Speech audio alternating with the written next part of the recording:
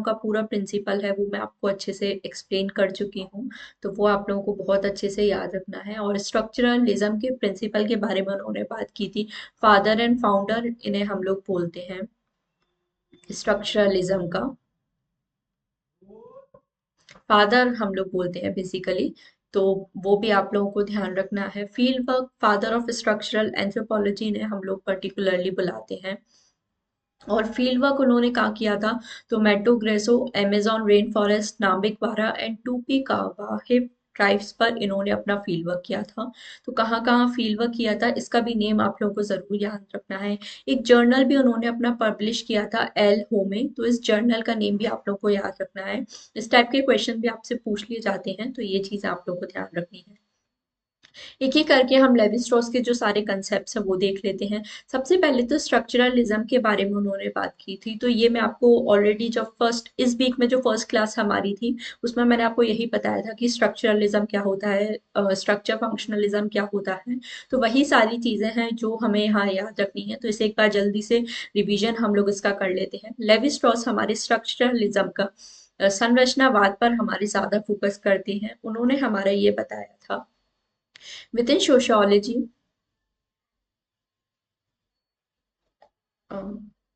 रोशनी जी आप अभी जो ऐप अपडेट हुआ है ना उसमें आप देखना साइड में आपको अबाउट का ऑप्शन दिख रहा है।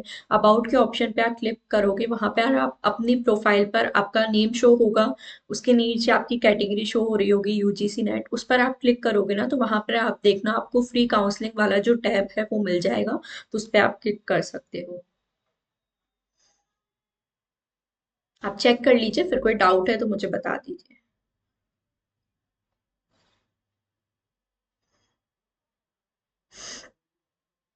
और बाकी स्टूडेंट्स जिन्होंने भी ऐप अपडेट नहीं किया है वो भी अपना ऐप अपडेट कर लीजिए, क्योंकि पुराना वाला हमारा आप जानते हो पूरा यूआई चेंज हुआ है ऐप का। तो पुराने ऐप में अगर आप कुछ कमेंट भी करोगे या कुछ भी पहले वाले ऐप में आप कुछ भी क्लासेस करोगे तो वो मुझे नहीं शो होगा।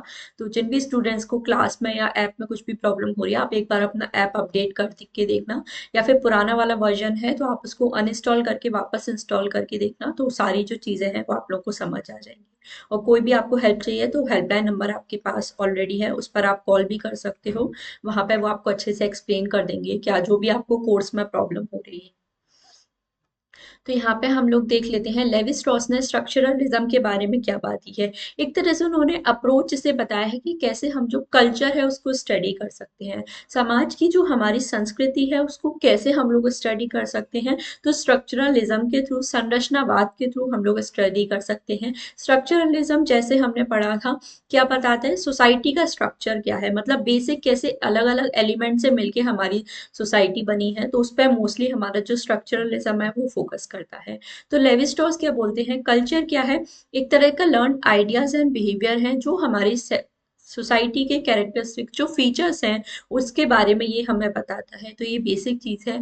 लेवी स्ट्रॉस बताते हैं human culture is just an expression of the underlying structure to the human mind. जैसे हमने पढ़ा था लेवी स्ट्रॉस हमारी बात करते हैं कि स्ट्रक्चरलिज्म का मेन क्या है, जो अंडरलाइंग स्ट्रक्चर है, मतलब जो हिडन स्ट्रक्चर है हमारे ह्यूमन माइंड के, लैंग्वेज के, सोसाइटी के, उन चीज़ों पे हमें ज़्यादा फोकस करना है। उनको हम लोग कैसे स्टडी कर सकते हैं, इस पर मोस्टली जो स्ट्रक्चरलिस्ट थिंकर है या जो स्ट्रक्चरलिज्म अप्रोच है वो मोस्टली हमारे सोसाइटी के जो हिडन डीप स्ट्रक्चर हैं उनको पढ़ने की, उनको समझने की अच्छे से हमारी बात करता है। तो ये चीज़ आप लोगों को अच्छे से ध्यान रखनी है। इससे पहले जो स्ट्रक्चर फंक्शनलिस्ट हमारे थे वो सिर्फ सोसाइटी का ओवर्ट स्ट्रक्चर, मतलब बाहर से ऊपर ऊपर से जो चीजें हमें दिखाई दे रही हैं, जो स्ट्रक्चर हमें दिखाई दे रहा है उसको पढ़ने की बात करते थे। बट स्ट्रक्चरलिज्म हमारे जो सोसाइटी का डीपर इनर स्ट्रक्चर है, मतलब कोई भी काम हो रहा है, कोई भी घटना हो रही है तो उसका एकदम डीपली कारण हमारा क्या है, उन सभी चीजों के बारे में स्टडी करने की बात करते हैं। तो ये चीज आपको ध्यान रखनी है।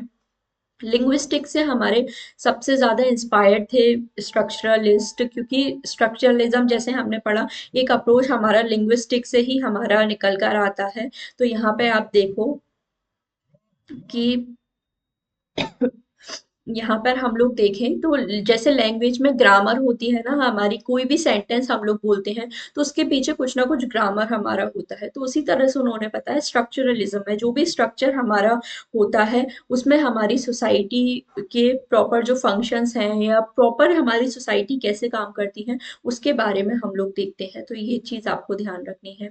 According to him the mind of the primitives or what he called as savage is the same as structure of the mind of the civilized one. जैसे अगर आपने कभी सुना हो, लेवी स्ट्रॉस की हमारी बुक है द सेवेज माइंड, तो उसमें वो हमारे किस बारे में बात करते हैं कि जो प्रिमिटिव पीपल है, मतलब जो ट्राइबल सोसाइटीज के लोग हैं या जो पुराने जमाने के लोग हैं, उनका हमारा किस तरह का माइंड रहता है, क्योंकि स्ट्रक्चरलिज्म हमारे ह्यूमन माइंड का जो स्ट्रक्चर है उसको पढ़ने की समझने की कोशिश करता है। तो लेवी स्ट्रॉस बताते हैं कि ये जो सेवेज सोसाइटी के लोग हैं, मतलब जो प्रिमिटिव सोसाइटी के लोग हैं, जिनको आज के टाइम पे हम लोग फील करते हैं कि पुरानी सोच है, मतलब ये अच्छी इनकी सोच नहीं है, तो ये हमारा था। तो उसी तरह से उन्होंने बताया है कि जो प्रिमिटिव पीपल का जो माइंड है या उनका जो स्ट्रक्चर है वो सेम होता है हमारा सिविलाइज लोगों के, मतलब जो आज के टाइम पे सभ्य जो समाज है, मतलब आज के टाइम पे जो हमारी ह्यूमन सोसाइटी है, उनका जो माइंड का स्ट्रक्चर है वो भी हमारा सेम ही होता है जैसा प्रिमिटिव माइंड के लोगों का होता है। तो मतलब दोनों में डिफ्रेंशिएट हमारा नहीं करना चाहिए, डिस्क्रिमिनेशन हमारा नहीं होना चाहिए, इसके बारे में लेवी स्ट्रॉस बात करते हैं। उन्होंने क्या बताया, structuralism has been defined as the search for the underlying patterns of thought in all forms of human activity। कोई भी एक्टिविटी हम लोग परफॉर्म करते हैं, कोई भी काम हम लोग परफॉर्म करते हैं, तो उसका अंडरलाइन पैटर्न, उसके जो अंतर्निहित जो हमारे पैटर्न है उस पर हमारा फोकस करने का काम स्ट्रक्चरलिज्म हमारा करता है। तो ये चीज आप लोग को अच्छे से ध्यान रखनी है। तो आई होप बेसिक मीनिंग तो आप सभी अच्छे से समझ ही गए हो कि स्ट्रक्चरलिज्म हमारा क्या होता है, तो ये चीज आप लोग को ध्यान रखनी है। उन्होंने किस तरह से स्ट्रक्चर के बारे में बात की है, तो according to Levi Strauss the human beings या human mind think in binary opposites, द्विआधारी विपरीत या विरोध में काम करता है। बाइनरी अपोजिट जैसे मैंने आपको बताया, एक चीज को समझना है अगर आपको, तो उसकी अपोजिट आपको पता होना चाहिए। जैसे अगर आपको समझना है, एक्सपीरियंस करना है कि क्या हमारा हॉट है, क्या गरम चीज का अगर आपको अनुभव करना है, तो उसके लिए आपको ये पता होना चाहिए कि कोल्ड सर्द चीज क्या होती है, तभी तो आप दोनों में डिफरेंशिएट कर पाओगे ना। तो स्ट्रक्चरलिस्ट जो हमारे थिंकर हैं वो इसी बारे में बात करते हैं कि ह्यूमन माइंड क्या है, बाइनरी अपोजिट्स में हमारा काम करता है। एक चीज को समझने के लिए आपको जो उसका अपोजिट चीज है उसका भी समझ होनी चाहिए। जैसे लाइट को समझने के लिए आपको पता होना चाहिए कि डार्क क्या होता है, तभी तो आप समझ पाओगे ना। अंधेरे और उजाले में कैसे आप फर्क कर सकते हो, जब आपको उसका अपोजिट चीज पता होगी। तो इसके बारे में स्ट्रक्चरलिस्ट थिंकर हमारे बात करते हैं, ये चीज आपको ध्यान रखनी है। When Levi-Strauss refers to structure, it is not the way of the overt structure which are observable on the surface in the society, rather to the deeper structure and unconscious logical structure। तो वही मैंने आपको बताया, जब levy Strauss हमारे structure की बात करते हैं तो जो ओवर्ट स्ट्रक्चर है, मतलब ऊपर ऊपर से जो डायरेक्टली हमें चीजें दिखाई देती हैं उसके बारे में वो बात नहीं करते, बल्कि वो क्या बात करें, जो डीपर या अनकॉन्शियस, जिनके बारे में हमें जानकारी नहीं होती, या नॉलेज ही जिनके बारे में, कॉन्शियसनेस ही जिनके बारे में हमें नहीं होती, उसके बारे में वो हमारे ज्यादा बात करते हैं। तो ये चीज डायरेक्टली आपको ध्यान रखनी है। डीपर और अनकॉन्शियस लॉजिकल स्ट्रक्चर जो कि हमारा किसके अंदर छुपा हुआ होता है, ओवर्ट स्ट्रक्चर, मतलब ऊपर से जो हमें स्ट्रक्चर दिखाई दे रहा रहता, दिखाई देता है, उसके डीपर जो हमारा कोई भी हिडन मीनिंग छुपा हुआ होता है उसके बारे में लेवी स्ट्रॉस हमारे बात करते हैं।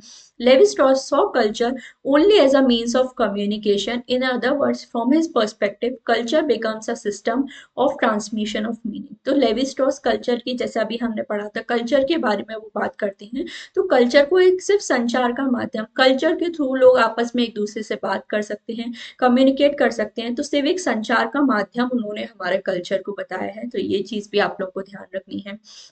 नेक्स्ट हम लोग देखें, जो हमारा क्या करता है, मीनिंग्स को ट्रांसमिट, मतलब एक जने से दूसरे जने में जो बात है उसको समझाने का, उनका जो मीनिंग्स है उसको ट्रांसमिट करने का काम करता है। तो ये चीज आप लोग को ध्यान रखनी है। नेक्स्ट अब हमने देखा कि लेवी स्ट्रॉस अपने स्ट्रक्चरलिज्म की जो थ्योरी है उसमें बाइनरी अपोजिशन के बारे में बात करते हैं। तो इसको भी हम लोग एक बार देख लेते हैं कि बाइनरी अपोजिशन होता क्या है। वैसे मैं आपको अच्छे से समझा चुकी हूँ ये। The concept of binary opposition is central to understanding structuralism. संरचनावाद को अगर आपको समझना है तो बाइनरी अपोजिशन आपको समझना पड़ेगा। The theory says that human mind works on the principle of binary opposition. It means that our thought process is in binaries, for example, day and night, old and young, male and female, etc. तो उन्होंने क्या बताया, human mind हमारा binaries में काम करता है, मतलब दो चीजें होनी चाहिए हमारी और वो अपोजिट में होनी चाहिए, तभी वो किसी चीज को समझ सकता है। तो जैसे मैंने आपको एग्जांपल दिया, गर्म चीज को समझना है तो कोल्ड चीज आपको पता होनी चाहिए, या कोल्ड चीज को समझना है तो गर्म चीज आपको पता होनी चाहिए। डे को समझना है तो नाइट को, ओल्ड और young, male and female, black को समझना है हमारा तो आपको पता होना चाहिए वाइट क्या होता है हमारा। तो इस तरह से बिल्कुल बाइनरी अपोजिट में हमारा ह्यूमन माइंड काम करता है। This is the underlying principle of human mind, and since society and culture are creation of human mind, this fundamental binary can be seen in every aspect of society and culture. तो उन्होंने बताया था ये जो binary opposition का principal है, इससे हमारा ह्यूमन माइंड और सोसाइटी बनती है, और जो हमारा सोसाइटी और कल्चर है वो ह्यूमन माइंड के थ्रू ही काम करता है। तो ये जो चीज है बाइनरी, सबसे इंपॉर्टेंट चीज है हमारा जो सोसाइटी है और जो कल्चर है उसको हमारा समझने के लिए। तो इसके बारे में लेवी स्ट्रॉस बात करते हैं। तो मेन चीज आपको ध्यान रखनी है, स्ट्रक्चरलिज्म जो मेन प्रिंसिपल है हमारा स्ट्रक्चरलिज्म का, वो बाइनरी अपोजिशन है। ये चीज अभी आपको इसलिए बहुत अच्छे से ध्यान रखनी है क्योंकि जब अपकमिंग वीक्स में हम लोग पोस्ट स्ट्रक्चरलिज्म के बारे में पढ़ेंगे ना, मतलब तब आपको ये चीज ध्यान रखनी पड़ेगी, क्योंकि पोस्ट स्ट्रक्चरलिज्म जो है वो इन्हीं चीजों को हमारा क्रिटिसाइज करेगा या अपनी ही नई थ्योरी बनाएगा। जैसे फंक्शनलिज्म को रिजेक्ट करके मतलब जैसे एवोल्यूशनरी को रिजेक्ट करके फंक्शनलिज्म आए थे, फिर उसमें फंक्शनलिज्म को भी हम लोग स्ट्रक्चर फंक्शनलिज्म से चेंज करते हैं। तो उसी तरह से स्ट्रक्चरलिज्म के बाद फिर पोस्ट स्ट्रक्चरलिज्म भी हमारा आएगा। तो ये चीज आप लोग को बहुत ज्यादा वहां पर काम आने वाली है। तो अभी से ये जो बेसिक्स हैं आप लोग अच्छे से याद रखिए, जिससे आप आगे के जो टॉपिक्स हैं वो भी अच्छे से पढ़ सको। तो आई थिंक बेसिक स्ट्रक्चरलिज्म क्या होता है, बाइनरी अपोजिशन क्या होता है, ये आप सभी को बहुत अच्छे से समझ आ गया है। अब हम लोग देख लेते हैं, जैसे हमने पढ़ा लेवी स्ट्रॉस को हम लोग फादर ऑफ स्ट्रक्चरल एंथ्रोपोलॉजी भी बोलते हैं। तो इसके बारे में उन्होंने क्या बात की थी वो भी हम लोग जल्दी से देख लेते हैं। तो वैसे ये वही चीज है जो अभी हमने स्ट्रक्चरलिज्म में पढ़ा, बट एक बार हम लोग फिर भी देख लेते हैं। स्ट्रक्चरल एंथ्रोपोलॉजी क्या है, बेस्ड है किसके बेस पे, लेवी स्ट्रॉस का जो आइडिया था कि जो डीप स्ट्रक्चर हमारी सोसाइटी में रहते हैं, कैसे हम लोग उन्हें स्टडी कर सकते हैं। सारे जो कल्चर हैं वो एक तरह से इक्विटेबल हैं, उनकी जो स्ट्रक्चर है वो एक तरह से सेम है। तो उसके बारे में लेवी स्ट्रॉस हमारे बात करते हैं। तो डीप स्ट्रक्चर हर सोसाइटी में हमें देखने को मिलते हैं। Levi Strauss approach arose a large part of dialectics from Marx and Hegels. तो हेगल का जो फिलोसफी था डायलेक्टिक का, मतलब जैसे हमने पढ़ा था thesis antithesis of a synthesis, तो उसी चीज को जो है लेवी स्ट्रॉस अपनी स्ट्रक्चरलिज्म के प्रिंसिपल में अप्लाई करते हैं। ये चीज आपको ध्यान रखनी है। Hegel explains that every situation present two opposing things and their resolution has term these thesis antithesis and synthesis. तो जैसे हेगल ने बताया था कि हमारी सोसाइटी में अपोजिंग चीजें चलती हैं, पहले थीसिस आएगा, फिर उसके अपोजिट में एंटीथीसिस आएगा, फिर सिंथेसिस में आएगा। तो यही जो चीज है लेवी स्ट्रॉस ने अपने स्ट्रक्चरलिज्म के प्रिंसिपल में अप्लाई की है कि एक चीज को समझने के लिए आपको उसकी जो अपोजिट चीज है उसको समझना पड़ेगा। तो ये जो चीजें हैं हेगल से इंस्पायर्ड होकर उन्होंने यहाँ पे लिखा है, तो इसलिए ये इनका नेम भी आपको ध्यान रखना है। Levi straws argued that culture also have this structure. तो उन्होंने यही बताया कि हमारी जो संस्कृति है, सोसाइटी का जो कल्चर है, उसका भी कुछ ना कुछ स्ट्रक्चर होता है। जैसे how opposing ideas would fight and war resort to establish the rules of marriage, mythology and rituals. तो जैसे मैरिज के जो अपोजिट आइडियाज हैं वो कैसे काम करते हैं, माइथोलॉजीज है हमारी, जो पौराणिक कथा है हमारी, या जो रिचुअल्स है, अनुष्ठान है, वो कैसे इस स्ट्रक्चर, उनका क्या स्ट्रक्चर है, इन सभी के बारे में हमारी लेवी स्ट्रॉस बात करते हैं। तो ये चीजें आप लोगों को ध्यान रखनी है।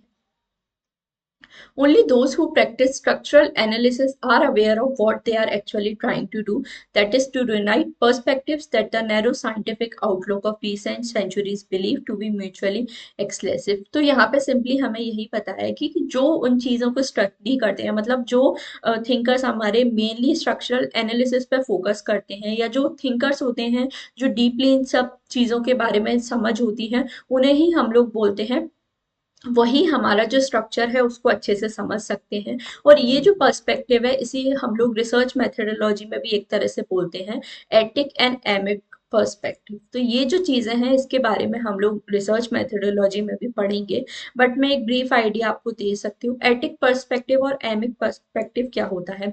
एक होता है आउटसाइड, दूसरा होता है हमारा इनसाइड।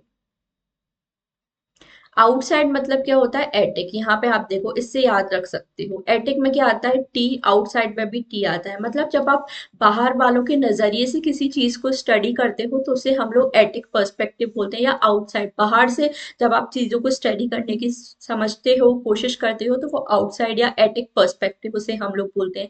एक होता है इनसाइड या फिर एमिक, इसको आप याद रख सकते हो। अगर एटिक याद हो गया तो सिंपली याद रखना है उसका अपोजिट इनसाइड था। मतलब जब आप खुद किसी चीज को जाके एकदम खुद डीपली जाके सारी चीजों को स्टडी करते हो, जैसे स्ट्रक्चरलिज्म में जो थिंकर है या जो रिसर्चर है, इन्वेस्टिगेटर है, वो खुद जब डीपली स्टडी करता है तो उसी को ही पता होता है कि वो क्या स्टडी कर रहा है, या क्या स्टडी के करना चाहता है, क्या खोज वो करना चाहता है। तो ये जो दो पर्सपेक्टिव है हम लोग रिसर्च में फॉलो करते हैं, कि आप खुद जाके इनसाइड पर्सपेक्टिव से सारी चीजों को स्टडी करना चाहते हो, या सिर्फ बाहर से आप चीजों को स्टडी करना चाहते हो। तो इनके बारे में हम लोग यूनिट 2 रिसर्च मेथोडोलॉजी में भी पढ़ेंगे, बट ये ब्रीफ आइडिया आपको अच्छे से याद रखना है स्ट्रक्चरलिज्म के बारे में। Levi Strauss took many ideas from structural linguistic. तो जैसा हमने पढ़ा था, स्ट्रक्चरलिज्म जो है वो लिंग्विस्टिक से निकल के आता है। फर्डिनेंड सॉसर के जो हमारे आइडियाज थे उसके हमारे उसके बारे में लेवी स्ट्रॉस ने उससे इंस्पायर्ड होकर सारे जो भी प्रिंसिपल्स है वो अपने दिए थे। Saucer argued that linguistics needed to move beyond the recording of parole and came to understanding of language, the grammar of each language। तो जैसे हमने पढ़ा था, फर्डिनेंड सॉसर हमारे लैंगी एंड पैरोल के बारे में बात करते हैं। लैंगी क्या होता है? हमारी जो लैंग्वेज का ग्रामेटिकल स्ट्रक्चर होता है उसे एक तरह से लैंग्वेज या लैंग्वी हम लोग बोलते हैं। या फिर पैरोल मतलब जो हम लोग एक्चुअली में जो स्पीच हम लोग बोलते हैं, या जो जिस तरह से हम लोग बोलते हैं, तो उसे हम लोग पैरोल बोलते हैं। तो इंडिविजुअल स्पीच एक्ट मतलब व्यक्तिगत भाषण कृत्य जैसे हम लोग बोलते हैं, वो एक तरह से पैरोल में आ जाता है। तो ये चीज उन्होंने बताई थी कि स्ट्रक्चरलिज्म क्योंकि हमारा लिंग्विस्टिक से निकल के आया है, तो यहाँ पर भी हम वही सेम जो ग्रामेटिकल स्ट्रक्चर है उस पर फोकस कर रहे हैं, और साथ में जो चीजें हमें एक्चुअली दिखाई दे रही हैं उसके बारे में उन्होंने बात की है। Levi-Strauss applied this distinction in his search for mental structure that underlie all act of human behavior। तो इस चीज को, ये जो कंसेप्ट है सॉसर का, इसे लेवी स्ट्रॉस ने हमारे स्ट्रक्चरलिज्म में अप्लाई किया था। और वो मेंटल स्ट्रक्चर के बारे में हमारी बात करते हैं, हमारी सोसाइटी का, मतलब लोगों का। जैसे हमने पढ़ा, स्ट्रक्चरलिज्म हमारा ह्यूमन माइंड को पढ़ने के बारे में बात करता है। तो लोगों का क्या मेंटल स्ट्रक्चर है, किस तरह का उनका जो दिमाग का सोचने की थिंकिंग कैपेसिटी उनकी डेवलप होती है, उसके बारे में लेवी स्ट्रॉस हमारे बात करते हैं। तो ये चीज आपको ध्यान रखनी है। Just as speaker can talk without awareness of grammar, he argued humans are unaware of the working of social structure in daily life। जैसे उन्होंने एग्जाम्पल दिया कि जैसे हम लोग बोलते हैं तो जरूरी नहीं है हमें जो भी हम लोग बोल रहे हैं उसका जो बेसिक ग्रामर है या उसका जो स्ट्रक्चर है वो हमें पता हो।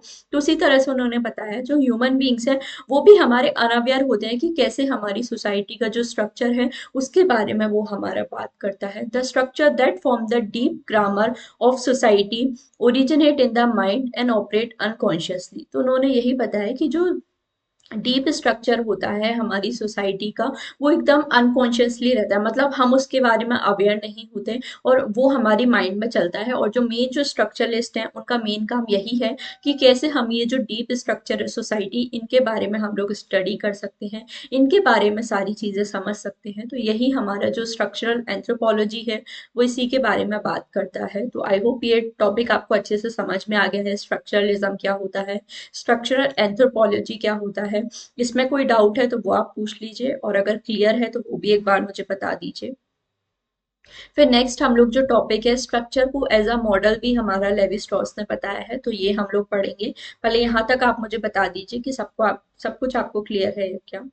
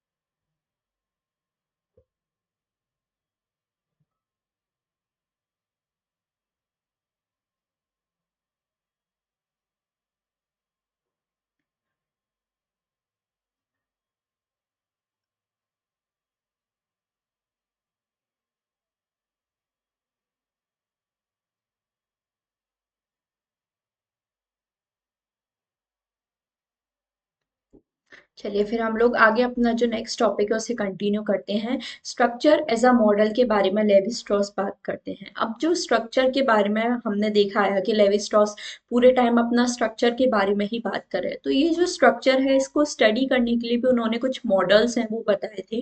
मतलब एक तरह से टूल्स उन्होंने बताए थे कि कैसे हम लोग ये जो स्ट्रक्चर हैं उन्हें कैसे ऑब्जर्व कर सकते हैं, कैसे समझ सकते हैं, तो वो हमें अब समझना है। So according to Levi Strauss there is a difference between social structure and social relations. तो उन्होंने क्या बताया, जो हमारा सोशल स्ट्रक्चर होता है, सामाजिक संरचना और सामाजिक जो संबंध है उनके बीच में अंतर हमारा होता है। सोशल रिलेशंस क्या होते हैं, are the relationship between people which are empirical that is directly observable. Social relation सामाजिक रिश्ते क्या होते हैं, एक तरह से रिलेशनशिप होता है लोगों के बीच में जो हमें डायरेक्टली दिखाई देता है। It is through this observation of the social relation that model of social structure are develop. तो जब हम लोग लोगों के जो रिलेशन है उनको अच्छे से समझ पाते हैं, इसी के बेसिस पे जो हमारे मॉडल्स है सोशल स्ट्रक्चर के वो हमारे डेवलप होते हैं। So he understand social relation as basically the raw material out of which the model making up the social structure are build. तो उन्होंने क्या बताया था, ये जो सोशल रिलेशन है ये एक तरह का रॉ मटेरियल है, इसी के बेसिस पे जो हमारा सोशल स्ट्रक्चर है या जो मॉडल्स है हमारी सोसाइटी के वो हमारे बन सकते हैं। तो ये चीजें आप लोग को ध्यान रखनी है।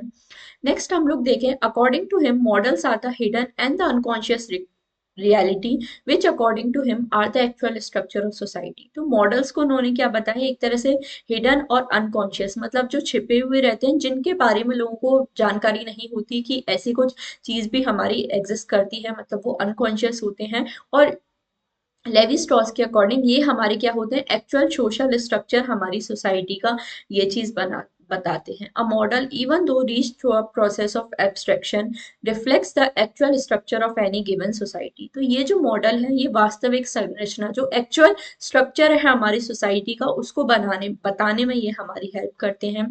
A model is an expression of how a society works and what determines the underline principles of its operation. ये जो मॉडल है वो हमें बताते हैं कि कैसे हमारी सोसाइटी काम करती है और उसके कैसे जो हिडन प्रिंसिपल्स हैं वो हमारे कैसे काम करते हैं। तो इसके बारे में लेवी स्ट्रॉस हमारे बात करते हैं। The basic feature of a model in Levi straws understanding. अब क्या क्या फीचर्स उन्होंने हमारे बताए हैं मॉडल के वो भी हम लोग देख लेते हैं। A model describe structure that makes a society not society as a whole rather than just to explain how a society work. तो मॉडल हमारे क्या बताता है, स्ट्रक्चर बताता है सोसाइटी का कि कैसे हमारी सोसाइटी काम करती है। और ये सिर्फ हमें मतलब पूरा सोसाइटी को एज अ होल एक्सप्लेन नहीं करता, बट वो ये बताता है कि मेनली सोसाइटी हमारे कैसे काम करती है। जैसे मैं आपको एक एग्जांपल दूं, आप क्या है इन एप्स के थ्रू क्लासेस ले रहे हो, तो सपोज ऐप क्या है आपके लिए, सोसाइटी है। अब जो स्ट्रक्चर है वो हमारा किस बारे में बात करता है, जो मॉडल है वो हमारा क्या बताता है कि क्या स्ट्रक्चर है, मतलब ये जो ऐप बना है तो इसके पीछे क्या क्या एलिमेंट्स हमारे लगे हैं, तो ये क्या है, एक तरह से मॉडल है और ये हमें बताता है कि कैसे सोसाइटी काम करती है। तो ये जो स्ट्रक्चर है, मतलब ये जो कोड्स वगैरह हमारे लिखे गए हैं इसे आप एक तरह से स्ट्रक्चर मान सकते हो। तो स्ट्रक्चर के बेसिस पे हमारी सोसाइटी काम करती है। तो ये जो पूरा बैकएंड का जो काम है आपका ऐप बनाने का, उसके बेसिस पे क्या है, आपकी सोसाइटी हमारी काम करती है। तो ये चीज आपको अच्छे से ध्यान रखनी है कि इस तरह से हमारी जो सोसाइटी है, स्ट्रक्चर क्या बताता है, एक तरह से मॉडल हमारा बताता है सोसाइटी का, एंड इसके बेसिस पे हमारी जो सोसाइटी है वो काम करती है। तो ये चीज आपको ध्यान रखनी है। A model aims at making intelligible the complex social interaction in given structure. तो मॉडल के बेसिस पे जो हमारे कॉम्प्लेक्स इंटर रिलेशन है, मतलब लोग आपस में कैसे इंटरेक्ट करते हैं, क्या रिलेशन होता है, ये काफी कॉम्प्लेक्स सिस्टम है। तो इसको समझने में हमारे जो मॉडल है वो हेल्प करते हैं। The structure exhibit the characteristic of a system. It is made up of several elements, none of which can undergo a change without affecting changes in all other elements. ये जो structure है, ये हमारी society का, system का एक तरह से कैरेक्टरिस्टिक्स है। ये जो डिफरेंट एलिमेंट्स है हमारी सोसाइटी के, जिससे हमारा स्ट्रक्चर बना है, अगर किसी एक पार्ट में भी चेंज हमारा होता है तो उससे बाकी जो अदर पार्ट है उसमें चेंज हो जाते हैं। जैसे अभी रिसेंटली आपके साथ हुआ, ऐप का हमारा पूरा नया यूआई शिफ्ट हुआ, तो हम लोगों ने एक पार्ट में, स्ट्रक्चर के एक पार्ट में चेंज किया, तो उससे बाकी जो सारी चीजें हैं वो भी हमारी चेंज हो गई, उसमें भी इफेक्ट हमें देखने को मिला। तो इस तरह से आपको, आई होप ये जो मॉडल है और जो स्ट्रक्चर है उसका मतलब अच्छे से समझ आ गया है। स्ट्रक्चर एक तरह से हिडन एलिमेंट्स है, जैसे आपको नहीं पता है कि ये जो ऐप आप जिस पे आप क्लासेस देख रहे हो वो हमारा कैसे बना है, उसके पीछे क्या जो बैकएंड का काम है वो हमारा चला है। तो ये जो स्ट्रक्चर है, सेम उसी तरह से लेवी स्ट्रॉस ने बताया कि स्ट्रक्चरलिज्म जो है, यही जो हिडन स्ट्रक्चर है, इसको पढ़ने का, इसको समझने का हमारा काम करती है, इसके बेसिस पे हम जो सोसाइटी है हमारी उसको समझ सकते हैं। तो आई होप अब आपको जो लेवी स्ट्रॉस का मॉडल है वो आपको अच्छे से समझ में आ गया है। अब यहाँ उन्होंने दो फेजेस हमारे बताए हैं कि कैसे रिसर्च हमारी काम करती है। The observation phase and the experimental phase. Observation phase क्या होता है, कैसे हम लोग कोई भी रिसर्च अपनी कर सकते हैं, या कैसे हम लोग ये जो स्ट्रक्चर है इनके बारे में पता लगा सकते हैं। सबसे पहले तो आप ये चीजें हैं इनको ऑब्जर्व करने की कोशिश करोगे, उनको आप ध्यान से देखोगे, समझने की कोशिश करोगे। दूसरा, फिर आप क्या करोगे, एक्सपेरिमेंट करोगे, मतलब उस पर प्रयोग करके देखोगे कि एक चीज में हम चेंज करते हैं तो दूसरे में कैसे हमारा चेंज होता है। तो ये आपको ध्यान रखना है। मॉडल जो है वो दो फेजेस ऑफ रिसर्च में हमारे काम करते हैं, ऑब्जर्वेशन फेज में और एक्सपेरिमेंटल फेज में। इंपॉर्टेंट चीज है आपको ये, तो ये आपको अच्छे से ध्यान रखनी है। These two phases constitute the structural analysis of model। तो ये जो दो हमारे phases पे हैं, इसी से हम लोग एनालिस कर सकते हैं अपना मॉडल्स का, मतलब ये जो मॉडल्स हैं हमारी सोसाइटी के, उनको अभी हम लोग समझ सकते हैं। By experimentation Levi Strauss means the controlled comparison of model of the same or of a different kind with an intention to identify the model that accounts the best for the observed effect। तो Levi Strauss ने, जैसे हमने देखा, observation phase and experimentation phase के बारे में वो बात करता है। तो एक्सपेरिमेंटेशन फेज का मतलब हमारा क्या होता है, एक्सपेरिमेंटल फेज एक तरह से हमें प्रोवाइड करता है कि कैसे हम लोग कंट्रोल्ड एनवायरनमेंट, कंट्रोल्ड एनवायरनमेंट का मतलब क्या होता है, एक ऐसी सिचुएशन हम लोग क्रिएट करते हैं जहाँ पे जो वेरिएबल्स हैं उनको हम लोग कंट्रोल कर सके, उनमें चेंजेस हम लोग करके देख सके। तो लेवी स्ट्रॉस एक्सपेरिमेंटेशन यहाँ पे हमने देखा। तो एक्सपेरिमेंटेशन से लेवी स्ट्रॉस का मतलब क्या था, कैसे हम जो अलग अलग मॉडल्स हैं उनको हम लोग कंपेयर कर सकते हैं, कितना उनमें समानता है, कितना डिफरेंसेस उनमें है, और उसके बेसिस पे हम लोग देख सकते हैं कि क्या ऐसे मॉडल हैं जो बेस्ट तरीके से हमारे काम करते हैं ऑब्जर्व फैक्ट के लिए। मतलब जो हमारे डायरेक्टली जो चीजें हमें दिखाई देती हैं, ऑब्जर्व जो चीजें हैं उनके बेसिस, उनसे हम लोग डिराइव करते हैं, उनको हम लोग फिर समझने की कोशिश करते हैं कौन सा हमारा बेस्ट स्ट्रक्चर है या मॉडल है जिसके बेसिस पे हम लोग ऑब्जर्व फैक्ट्स को स्टडी कर सकते हैं। तो इसके बारे में लेवी स्ट्रॉस हमारे बात करते हैं। तो ये चीज आप लोग को अच्छे से ध्यान रखनी है कि ये जो हमारे मॉडल्स हैं दो फेजेस में काम करते हैं, ऑब्जर्वेशन फेज और एक्सपेरिमेंटल फेज में। तो ये इंपॉर्टेंट चीज है, ये आप लोग को ध्यान रखनी है। नेक्स्ट हम लोग देखें, दो तरह के मॉडल्स उन्होंने बताया। अब अगेन इंपॉर्टेंट चीज है, आपको ध्यान रखना है जब भी लेवी स्ट्रॉस का एज अ मॉडल की हमारी बात की जाएगी तो दो चीजें आपको ध्यान रखनी है। सबसे पहले तो हमने देखा कि वो ऑब्जर्वेशन फेज और एक्सपेरिमेंटेशन फेज में हमारे चलता है। दो तरह के मॉडल होते हैं, पहला है हमारा कॉन्शियस वर्सेस अनकॉन्शियस मॉडल, दूसरा उन्होंने हमारा बताया है मैकेनिकल वर्सेस स्टैटिस्टिकल मॉडल। तो ये जो दोनों मॉडल्स हैं इनका नेम भी आप सभी को अच्छे से ध्यान रखना है। अब हम लोग देख लेते हैं ये करके, कॉन्शियस वर्सेस अनकॉन्शियस मॉडल हमारा क्या होता है। कॉन्शियस मॉडल की अगर हम लोग बात करें, द मॉडल्स थ्रू विच, अगर सिंपली हम लोग माने कॉन्शियस चीजें क्या होती हैं, जिनके बारे में आपको नॉलेज होती है, जिनके बारे में आप जानते हो समझते हो, उसे हम लोग कॉन्शियस मॉडल बोलते हैं। अनकॉन्शियस मॉडल जो डीपर हिडन स्ट्रक्चर होते हैं, जिनके बारे में हमें नॉलेज नहीं होती बट एक्चुअली में वो हमारी सोसाइटी में एग्जिस्ट करते हैं, तो उसे हम लोग अनकॉन्शियस मॉडल बोलते हैं। तो ये सिंपल मीनिंग है कॉन्शियस और अनकॉन्शियस का, ये आप लोगों को ध्यान रखते हैं। अभी हम लोग एग्जाम्पल्स देखेंगे तो आपको अच्छे से समझ में आ जाएगा। The model through which a society views itself are known as conscious model. These are the models that remain on the surface and are readily observable. तो जैसा मैंने बताया कॉन्शियस मॉडल कैसे होते हैं, जो डायरेक्टली हमें दिखाई ही देते हैं, जिन्हें हम लोग डायरेक्टली ऑब्जर्व कर सकते हैं सरफेस में, मतलब ऊपर ही डायरेक्टली हमें दिखाई देते हैं, तो उसे हम लोग बोलते हैं conscious model. These are also known as homemade models, norms, or what Levi Strauss calls it insider model. तो इसे एक तरह से इनसाइडर मॉडल भी बनाया था, क्योंकि खुद ह्यूमन बींग्स बनाते हैं, डायरेक्टली उन्हें ऑब्जर्व ऑब्जर्व कर सकते हैं ह्यूमन बींग्स उन्हें। But under the conscious model lies the deeper structure with which a society is not directly conscious aware of. These are called unconscious model. तो Levi Strauss हमारे बात करते हैं कि हर मॉडल के अंदर उनका एक हिडन डीपर स्ट्रक्चर भी हमारा होता है, गहरी संरचनाएं भी होती हैं, जिनके बारे में हमारे लोगों को डायरेक्टली अवेयरनेस नहीं होती है, लोगों को पता हमारे नहीं होता, तो इन्हें ही हम लोग अनकॉन्शियस मॉडल बोलते हैं। तो आई होप आपको कॉन्शियस और अनकॉन्शियस मॉडल का एक सिंपल मीनिंग समझ आ गया होगा, तो ये चीज आप लोग को ध्यान रखनी है। उन्होंने क्या बताया है, Levi straws argued that the objective characteristics of a social fact by which a society is govern forms the subjective consciousness of those inhabiting it. Elements हमारे क्या क्या होते हैं, एक तरह से एग्जाम्पल्स क्या होते हैं सब्जेक्ट, जैसे सॉरी कॉन्शियस मॉडल के, तो elements of subjective consciousness of a society like religion, custom, tradition, belief, practices, ये सब क्या है, एक तरह से कॉन्शियस मॉडल है जो हमारी सोसाइटी द्वारा खुद बनाए जाते हैं। जैसे सोसाइटी का जो धर्म है, आपकी सोसाइटी के जो कस्टम है, रीति रिवाज है, परंपराएं है, ये इन सभी के बारे में लोगों को पता होता है। आम हमारे डे टू डे एक्टिविटीज में ये चीजें हमें डायरेक्टली दिखाई देती हैं, तो इन्हें एक तरह से क्या बुलाया है, कॉन्शियस मॉडल हमारा लेवी स्ट्रॉस ने बुलाया है। तो ये चीजें आप लोगों को अच्छे से ध्यान रखनी है। तो आई होप कॉन्शियस मॉडल आपको अच्छे से समझ में आ गया है।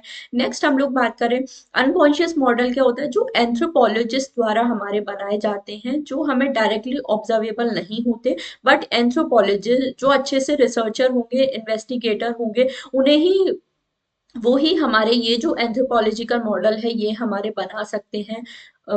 These are the models that are composed by the anthropologist himself to account for the unconscious structure that form the reason for the observable elements। और ये जो unconscious मॉडल है, इनके बेसिस पे हम जो ऑब्जर्वेबल मॉडल हैं उनको हम लोग स्टडी कर सकते हैं। तो इसके बारे में लेवी स्ट्रॉस हमारी बात करते हैं। The structure of a language, its phonetics, its very sound of each unit remain unconscious to the speaker. तो जैसे उन्होंने एग्जाम्पल दिया, हमारी जो लैंग्वेज है उसका स्ट्रक्चर होता है, जैसे हिंदी भाषा भी आज के टाइम पे मेजोरिटी ऑफ द लोग बोलते हैं, बट उनका क्या ग्रामर है, क्या स्ट्रक्चर है हमारी लैंग्वेज का, उसके बारे में आज भी लोगों को उतनी ज्यादा अवेयरनेस नहीं होती। तो लेवी स्ट्रॉस के अकॉर्डिंग ये क्या है, हमारा अनकॉन्शियस स्ट्रक्चर है। लैंग्वेज का वो हर जगह एग्जाम्पल देते हैं, क्योंकि जो स्ट्रक्चर लिस्ट है वो भी हमारा लिंग्विस्टिक मतलब लैंग्वेज सब्जेक्ट से ही निकल के आया है। तो उसी के बारे में लेवी स्ट्रॉस बात करते हैं। फोनेटिक्स की बात करते हैं। फोनेटिक्स क्या होता है, जो भी वर्ड हम लोग बोलते हैं, लैंग्वेज बोलते हैं, तो जब हम किसी वर्ड को बोलते हैं, उसका उच्चारण हम लोग करते हैं, तो उसके पीछे क्या साउंड हमारा निकलता है, तो किस तरह से सारी चीजें हमारी चलती हैं, उसके भी ये भी एक तरह से अनकॉन्शियस मॉडल में हमारा आता है। इसके बारे में लेवी स्ट्रॉस बात करते हैं। जब भी आप किसी से बात करते हो, आप बोलते हो, तो आप हमेशा सिर्फ बोलने बात करते हो, जो हम लोग वर्ड्स बोल रहे हैं उस पर लोगों का अक्सर ध्यान होता है, बट उन वर्ड्स को बोलने के पीछे क्या हमारा मतलब किस तरह का उनका लैंग्वेज का स्ट्रक्चर रहता है, उस पे हम लोग ज्यादा आज फोकस नहीं करते। तो लेवी स्ट्रॉस के अकॉर्डिंग ये क्या है, हमारा अनकॉन्शियस स्ट्रक्चर है ये हमारा, तो ये आप लोगों को ध्यान रखना है। तो आई होप आपको कॉन्शियस वर्सेस अनकॉन्शियस मॉडल जो है वो अच्छे से समझ आ गया। अब इसके अकॉर्डिंग यहाँ भी आप देखो, उनका जो बाइनरी अपोजिट है वो अप्लाई हो रहा है, क्योंकि दो अपोजिट जो चीजें हैं वो उन्होंने यहाँ पे बताई है। जैसे कॉन्शियस के अपोजिट में अनकॉन्शियस हमारा आता है, तो वही उन्होंने बताया है। ये जो बाइनरी अपोजिशन का जो प्रिंसिपल है, पूरा इनकी जो स्ट्रक्चरलिज्म की थ्योरी है उसमें हमारा काम काम करता है, तो ये चीज़ आपको ध्यान रखनी है। नेक्स्ट वो बात करते हैं मैकेनिकल और स्टैटिस्टिकल मॉडल के बारे में।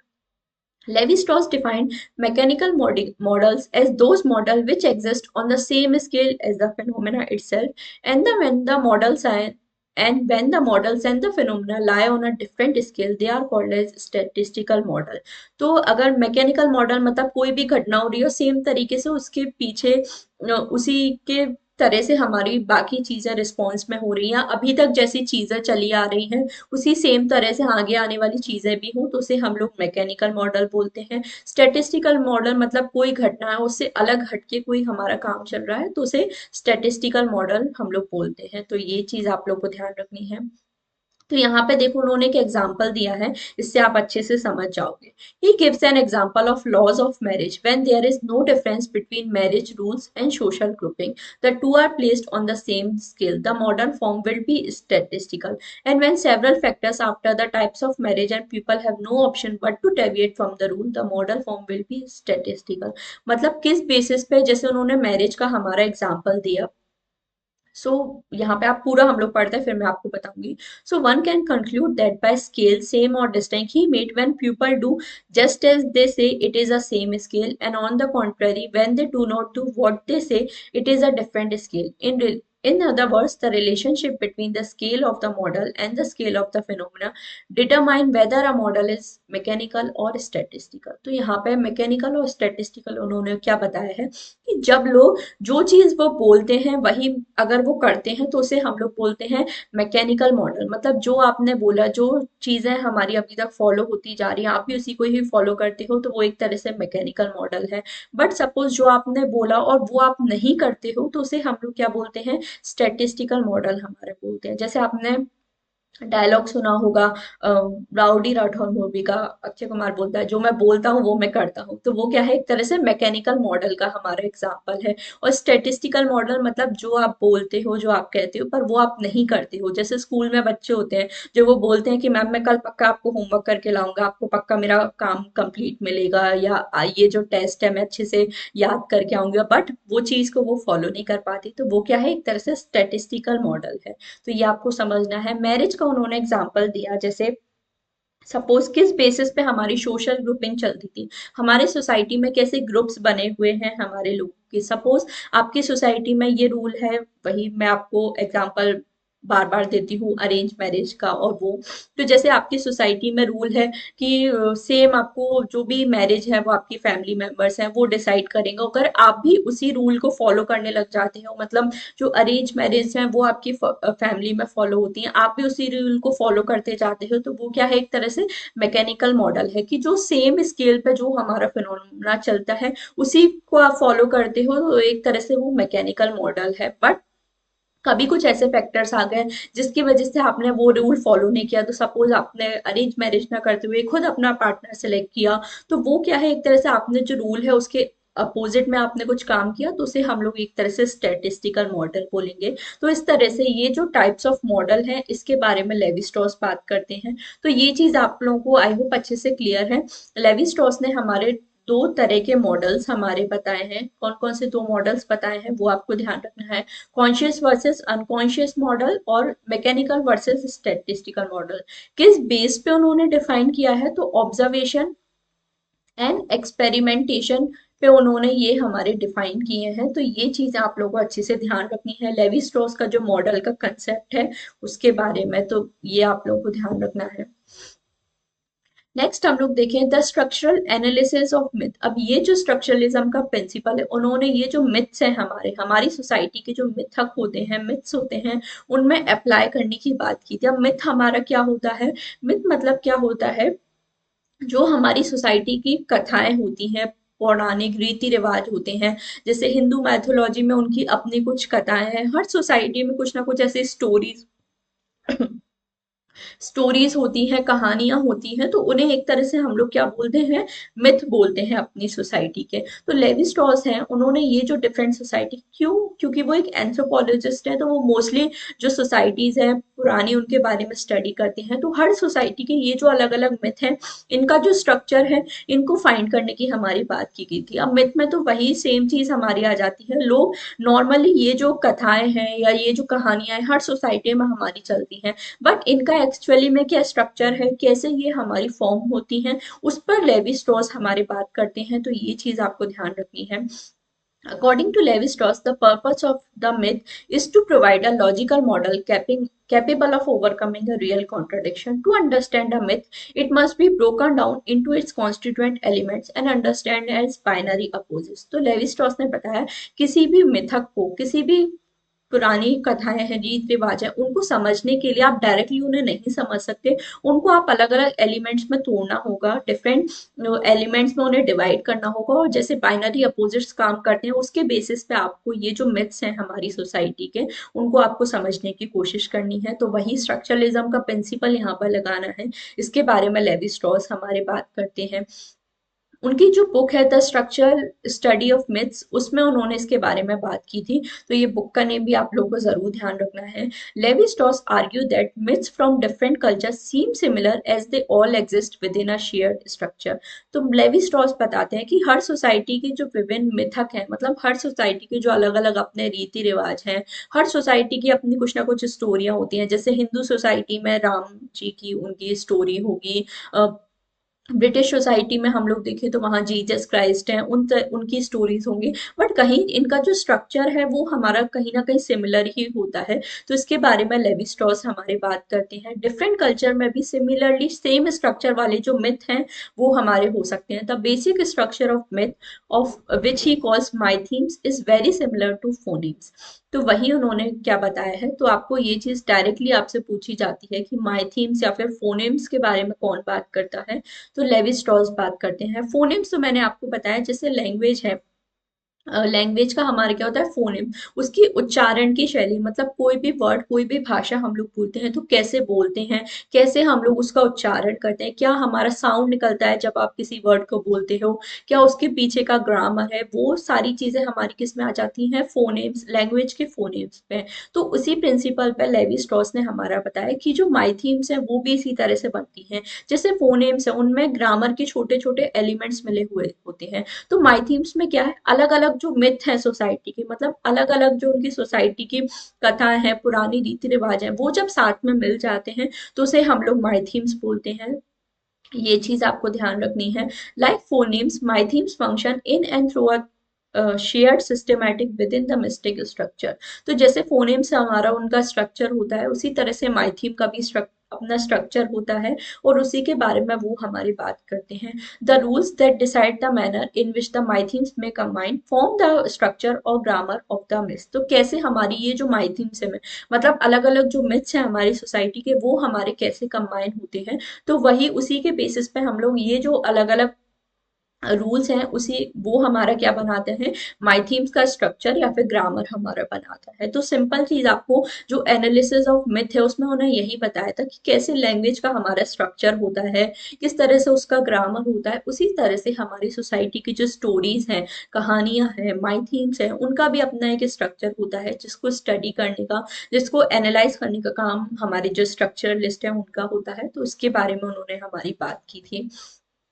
A myth is always simultaneously located in time, as in talking about events that happened at a distant past and also timeless। मतलब जो myths हैं कई बार तो ऐसा होता है कि किसी एक पर्टिकुलर टाइम के लिए ही वो हमारी चलती है, और कई बार ऐसा होता है कि वो हजारों सालों तक हमारी चलती रहती है। मतलब कुछ ऐसी सोसाइटियां होंगी, जैसे आज के टाइम पे आपकी सोसाइटी में कुछ ऐसी स्टोरीज होंगी कि मतलब हमारी सोसाइटी में ऐसा होता है या हमारे कल्चर में ऐसा होता है। तो कुछ मिथ्स जो है लोकेटेड इन टाइम, मतलब उसी पर्टिकुलर समय के लिए वो हमारी सही होंगी, बट कुछ ऐसी है टाइमलेस। जैसे आप देखो, जैसे हम लोग बोलते हैं महाभारत के टाइम पे, रामायण के टाइम पे जो हमारी कहानियां थी, या राम जी लक्ष्मण, राम जी, इनके बीच में जो हमारा इनके टाइम पे जो हमारी स्टोरीज चलती थी, उनके टाइम पे हम लोग देखें वो जो स्टोरीज हैं आज भी हम लोग फॉलो करते हैं। तो उन्होंने वही बताया था, ये जो मिथ्स है एक पर्टिकुलर टाइम पे, मतलब कभी ऐसा होता है कि वो किसी एक पर्टिकुलर टाइम के लिए ही हमारे सही होते हैं,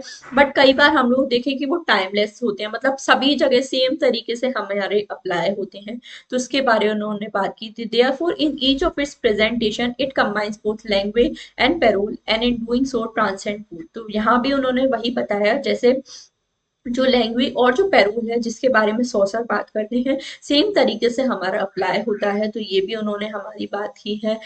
तो ये आप लोगों को ध्यान रखना है। तो उन्होंने और ये भी चीज हमारी बताई थी, ये जो एनालिसिस ऑफ मिथ है ये भी हमारा बाइनरी अपोजिट्स पे काम करता है। मतलब यहाँ भी अपोजिट्स कथाएं हमारी होती है। जैसे आप देखो, एक साइड पे तो रावण है हमारा, उसकी कथा है, और उसके रावण के अपोजिट में कौन था, हमारा राम जी थे। तो उनकी स्टोरी चलती है। तो हर चीज लेवी स्ट्रॉस ने बताया बाइनरी अपोजिशन के प्रिंसिपल पे काम करती है। हर चीज का अपना अलग अलग मिथ होता है, स्ट्रक्चर होता है, उसके बारे में लेवी स्ट्रॉस हमारे बात करते हैं। Levi straws elaborated his method in his four-volume Mythology Q published during 1964 and 1972। तो ये जो सारी चीजें हैं उन्होंने अपनी एक बुक है जिसके 4 वॉल्यूम मतलब 4 पार्ट थे, माइथोलॉजी क्यूज, उसमें उन्होंने इसके बारे में बात की थी। तो he explored 187 South American myths in the raw and the cooked. और ये जो माइथोलॉजिक्स उनकी बुक है, इसके 4 वॉल्यूम्स हमारे थे, 4 पार्ट हमारे थे, उसमें से एक हमारा था the raw and the cooked. इसमें उन्होंने 187 साउथ अमेरिकन मिथ्स मतलब 187 साउथ अमेरिका की जो कंट्रीज है वहां की कहानियों के बारे में, उनकी सोसाइटी के जो कल्चर है, उनकी स्टोरी के बारे में स्टडी किया था। मतलब बहुत ज्यादा हजारों उन्होंने ये जो कहानियां हैं ऐसे अलग अलग सोसाइटी के डिफरेंट जो मिथ्स है उनको उन्होंने एनालाइज किया था। फिर उसके बेसिस पे जो अपना स्टोरी है वो अपना मतलब अपना जो प्रिंसिपल है स्ट्रक्चरलिज्म का वो बताया था। And in subsequent volumes another 600 mites पर एनालाइज। और इनके अलावा जो उनके और भी पार्ट थे इस बुक के, उसमें और 600 जो मिथ्स हैं उनके बारे में उन्होंने स्टडी किया था। मतलब वही मैंने बताया, बहुत सारे अलग अलग जो मिथ्स हैं उनके बारे में स्टडी किया था। Levi Strauss tried to demonstrate that their underlying structure displays remarkable similarities. और ये जो उन्होंने स्टडी किया अलग अलग मिस को, तो यहाँ पे उन्होंने यही देखा ये जो अंडरलाइंग स्ट्रक्चर है अलग अलग कल्चर के दिखने में अलग अलग है, बट कहीं ना कुछ ना कुछ सिमिलैरिटीज हमारी हैं। जैसे इंडिया में हम लोग देखें तो राम भगवान, ये जो हमारे हिंदू गॉड्स है उनके बारे में बात चलती है, बट जैसे जो वेस्टर्न कंट्रीज है उसमें जीसस क्राइस्ट की बात चलेगी। तो दोनों की जो मिथ्स हैं वो अलग अलग है, बट फिर भी उनमें कहीं ना कहीं सिमिलैरिटीज है। दोनों के ही त्याग और बलिदान, उस टाइप की जो स्टोरीज हैं वो हमें सुनने को मिलती हैं। तो ऑल्दो ये मिथ्स हमारे अलग अलग होते हैं, बट इनका जो स्ट्रक्चर है वो कहीं ना कहीं सिमिलैरिटीज उसमें हमें देखने को मिलती हैं। तो इसके बारे में लेवी स्ट्रॉस हमारे बात करते हैं।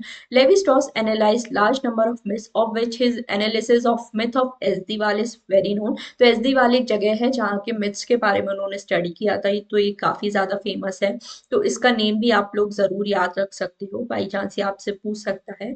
Levi Strauss explain the Oedipus myth and a series of North American myths by employing the structural method of analysis. तो ओडिपस पे एक तरह से जगह है, एक राजा है हमारा, उसके बारे में लेवी स्ट्रॉस ने हमारा स्टडी किया था। और यहाँ पे उन्होंने जो अपना स्ट्रक्चरल मेथड है उन्होंने उसको अप्लाई किया था।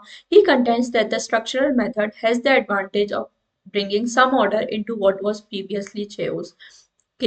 तो उन्होंने बताया था ये जो हमारा स्ट्रक्चरल मॉडल है एक तरह से हमारा सोसाइटी को बेटर करने में, समझने में हमारी हेल्प करता है। पहले जो सोसाइटी हमारी जहाँ पे इतना ज्यादा केओस था, मतलब इतना ज्यादा अ, वो हम लोग बोल सकते हैं बहुत ज्यादा प्रॉब्लम थी, इतना ज्यादा प्रॉब्लम हो रही थी, मतलब सारी चीज एक साथ मिली हुई थी, समझने में उसे बहुत ज्यादा प्रॉब्लम हो रही थी। तो ये जो स्ट्रक्चरल मेथड है ये हमें हेल्प करता है कि कैसे हम लोग सारी जो चीजें उन्हें एक ऑर्डर में अरेंज कर सके, मतलब व्यवस्थित उन्हें हम लोग कैसे कर सकते हैं, फिर उसको हम लोग सारी चीजें समझ सकते हैं। तो इसलिए जो स्ट्रक्चरल मेथड है उनका वो बहुत ज्यादा इंपॉर्टेंट हमारा है। तो आई होप आपको लेवी स्ट्रॉस का ये जो पूरा स्ट्रक्चरलिज्म का प्रिंसिपल है ये आपको अच्छे से समझ आ गया है। नेक्स्ट हम लोग देखें kinship analysis. Kinship system, kinship analysis के बारे में लेवी स्ट्रॉस हमारे काफी ज्यादा फोकस करते हैं। तो ये चीज आपको अच्छे से ध्यान रखनी है। In his monumental work the elementary structure of kinship, Levi Strauss took incest taboo as the point of departure because only when these are implemented human beings can cross the threshold from nature to culture. Incest taboos are universally present in all culture, though the specific rules differ from society to society। तो उन्होंने ये जो kinship system है इसके बारे में उन्होंने बात की थी अपनी book the elementary structure of kinship में।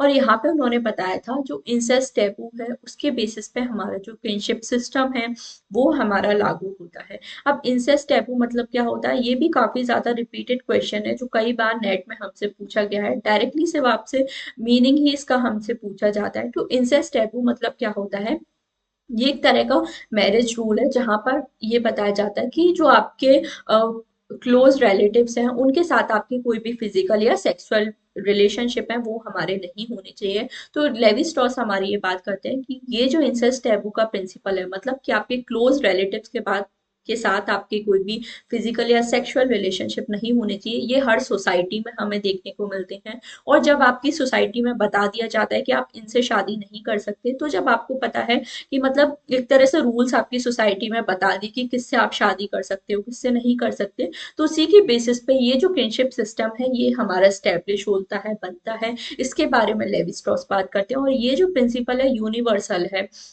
सार्वभौमिक है, हर सोसाइटी में हमें देखने को ही मिलता है। तो इसके बारे में लेवी स्ट्रॉस बात करते हैं, ये चीज आप लोगों को अच्छे से ध्यान रखनी है।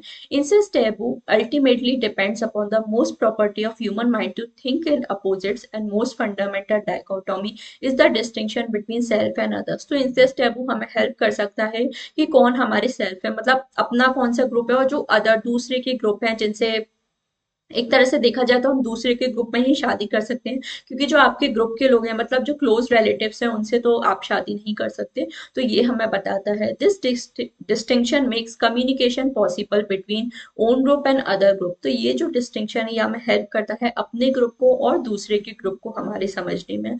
Only when this distinction is made a true symbolic communication is possible. जब ये डिफरेंस हमारा क्रिएट होता है कि कौन हमारा अपना ग्रुप है कौन हमारा हमारे लिए दूसरे का ग्रुप है, उसी के बेसिस पे ये जो कम्युनिकेशन प्रोसेस है ये हमारा स्टैब्लिश हो सकता है। तो इसके बारे में लेवी स्ट्रॉस बात करते हैं। कम्युनिकेशन उन्होंने क्या बताया, एक तरह से रेसिप्रोकल एक्सचेंज हमारा है। कम्युनिकेशन में क्या होता है, एक्सचेंज होता है हमारा। किन चीजों पे मेनली उन्होंने एक्सचेंज की बात की है, सिंपली आपसे पूछा जाता है लेवी स्ट्रॉस ने किन किन टाइप्स ऑफ एक्सचेंज के बारे में बात की है। तो एक्सचेंज ऑफ मैसेज या वर्ड्स हमें बोल सकते हैं। सोसाइटी में लोग हमारे आपस में जो वर्ड्स हैं, जो एक दूसरे की भाषा है, मैसेज है, उसको एक्सचेंज करते हैं। जैसे आप किसी से बात कर रहे हो तो आप क्या कर रहे हो, एक तरह से अपने जो मैसेज हैं, वर्ड्स हैं, उनको ही तो आप एक्सचेंज कर रहे हो। तो उसी के बारे में उन्होंने बात की। एक्सचेंज ऑफ गुड्स मतलब जो कमोडिटीज हैं, आइटम्स हैं, थिंग्स हैं, वो हमारी सोसाइटी में एक्सचेंज होती हैं। ये बिल्कुल करेक्ट बात है। एक्सचेंज ऑफ विमेन, तो हमारी सोसाइटी में उन्होंने बताया था एक फैमिली से दूसरी फैमिली में विमेन हमारी जाती है। मतलब जब आप शादी करते हो, आप किसी एक घर की कोई जो फीमेल है वो आपके घर में शादी करके आती है, आपके घर में अगर कोई फीमेल है तो वो किसी और के घर में शादी करके जाएंगी। तो ऐसा हमारी सोसाइटी में लेवी स्ट्रॉस बताते हैं कि 3 टाइप्स ऑफ एक्सचेंज चलते हैं। एक्सचेंज ऑफ मैसेज या वर्ड्स उन्होंने बताया था, एक्सचेंज ऑफ गुड्स वस्तुओं का आदान प्रदान, और महिलाओं का, विमेन का। तो ये जो चीज है उन्होंने अपनी थ्योरी है अलायंस थ्योरी, जो अभी मैं आपको बताऊंगी उसके बारे में, उसमें उन्होंने यही जो एक्सचेंज ऑफ विमेन है इसके बारे में वो बात करते हैं। तो ये चीज आप लोग को अच्छे से ध्यान रखनी है। For Levi straws it is the communication of women that is the focus of interest in his kinship studies. तो उन्होंने बताया है जो उनकी जो किनशिप स्टडी है उसमें सबसे इंपॉर्टेंट फोकस क्या है, यही जो हमारी जो विमेन का जो एक्सचेंज होता है इसी के बेसिस पे जो किनशिप सिस्टम है वो हमारा बनता है। यही मेन फोकस है हमारा किनशिप स्टडीज का। इसके बारे में लेवी स्ट्रॉस हमारे बात करते हैं।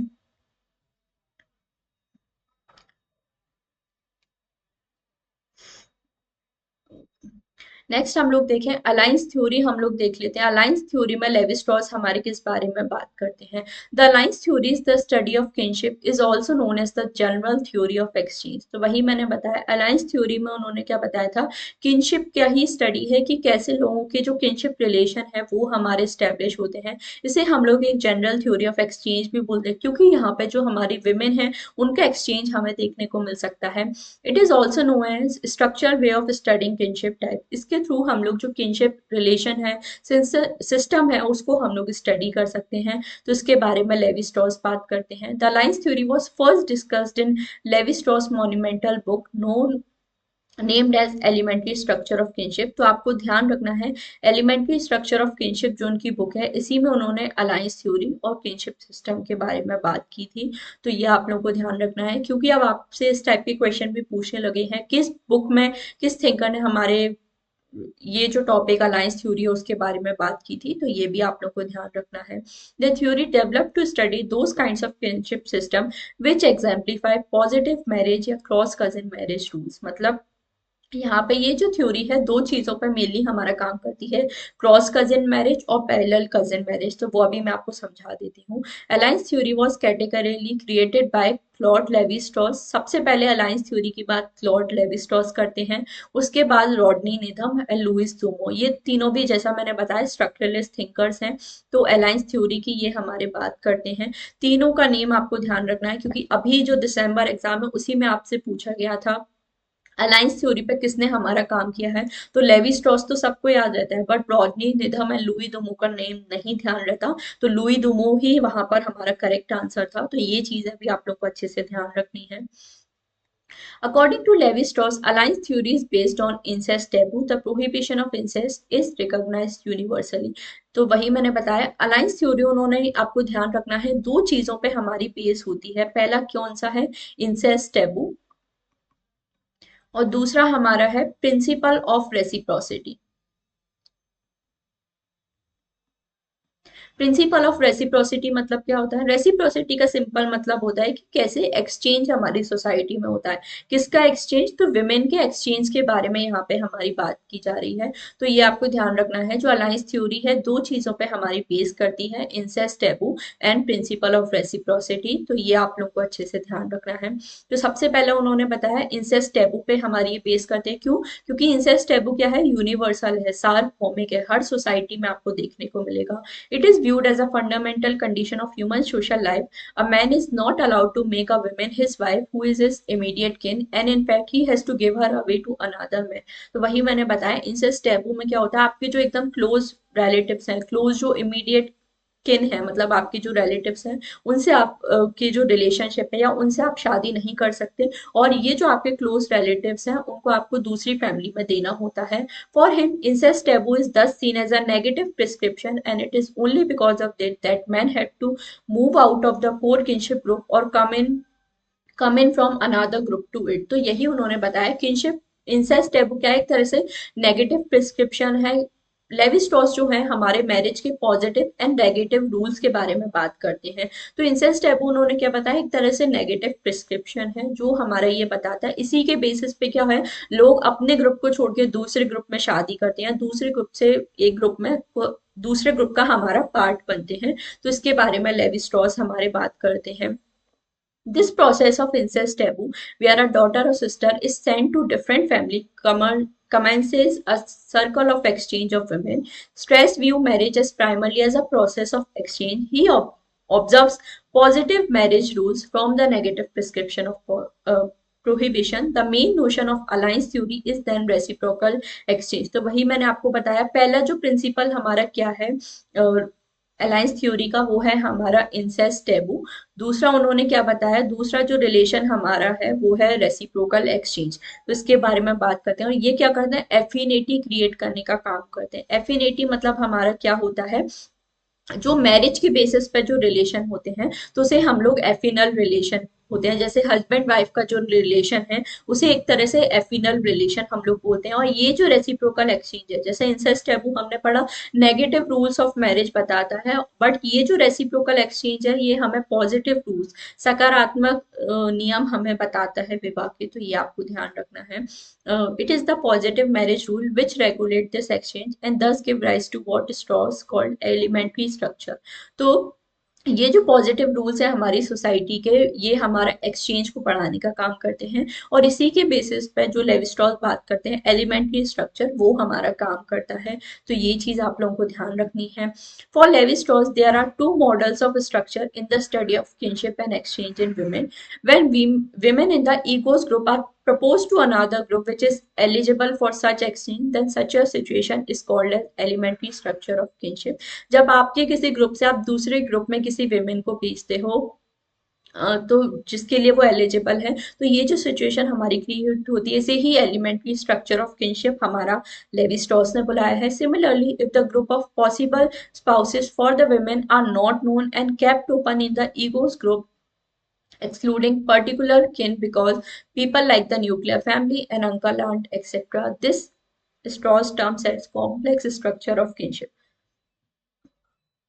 तो दो तरह के स्ट्रक्चर उन्होंने बताए, एक है एलिमेंट्री स्ट्रक्चर, दूसरा उन्होंने बताया कॉम्प्लेक्स स्ट्रक्चर। एलिमेंट्री स्ट्रक्चर तो एक तरह से पॉजिटिव रूल्स ऑफ मैरिज पे काम करता है, कॉम्प्लेक्स स्ट्रक्चर जो एक तरह से नेगेटिव रूल्स ऑफ मैरिज पे हमारा काम करता है। तो इसके बारे में लेवी स्ट्रॉस हमारे बात करते हैं, ये चीज आप लोगों को अच्छे से ध्यान रखनी है।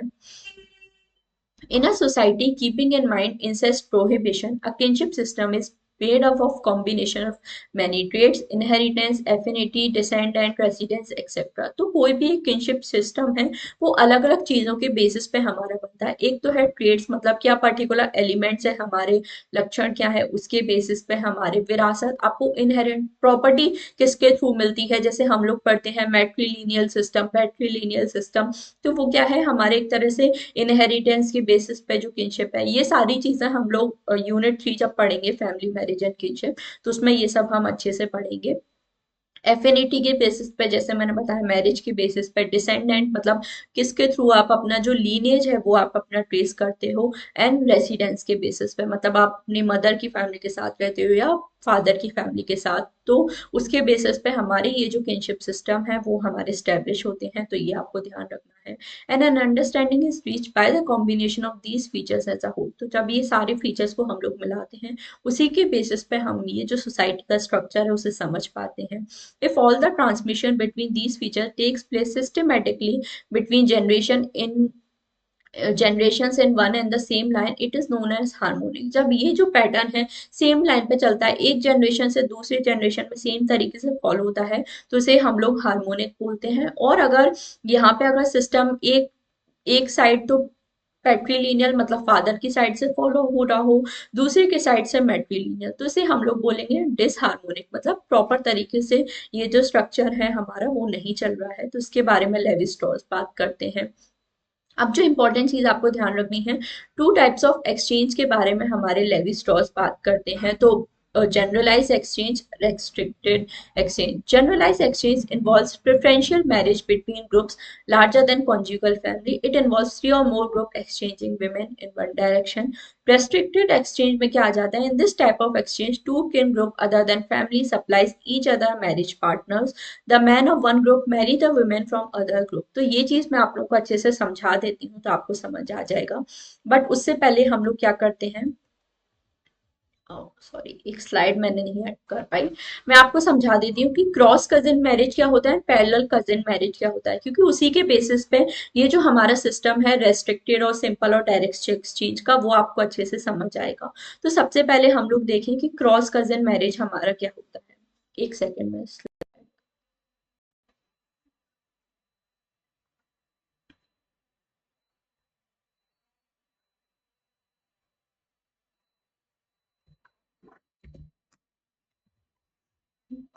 सबसे पहले मैं आपको बताती हूँ क्रॉस कजिन मैरिज हमारा क्या होता है, पैरेलल कजिन मैरिज क्या होता है।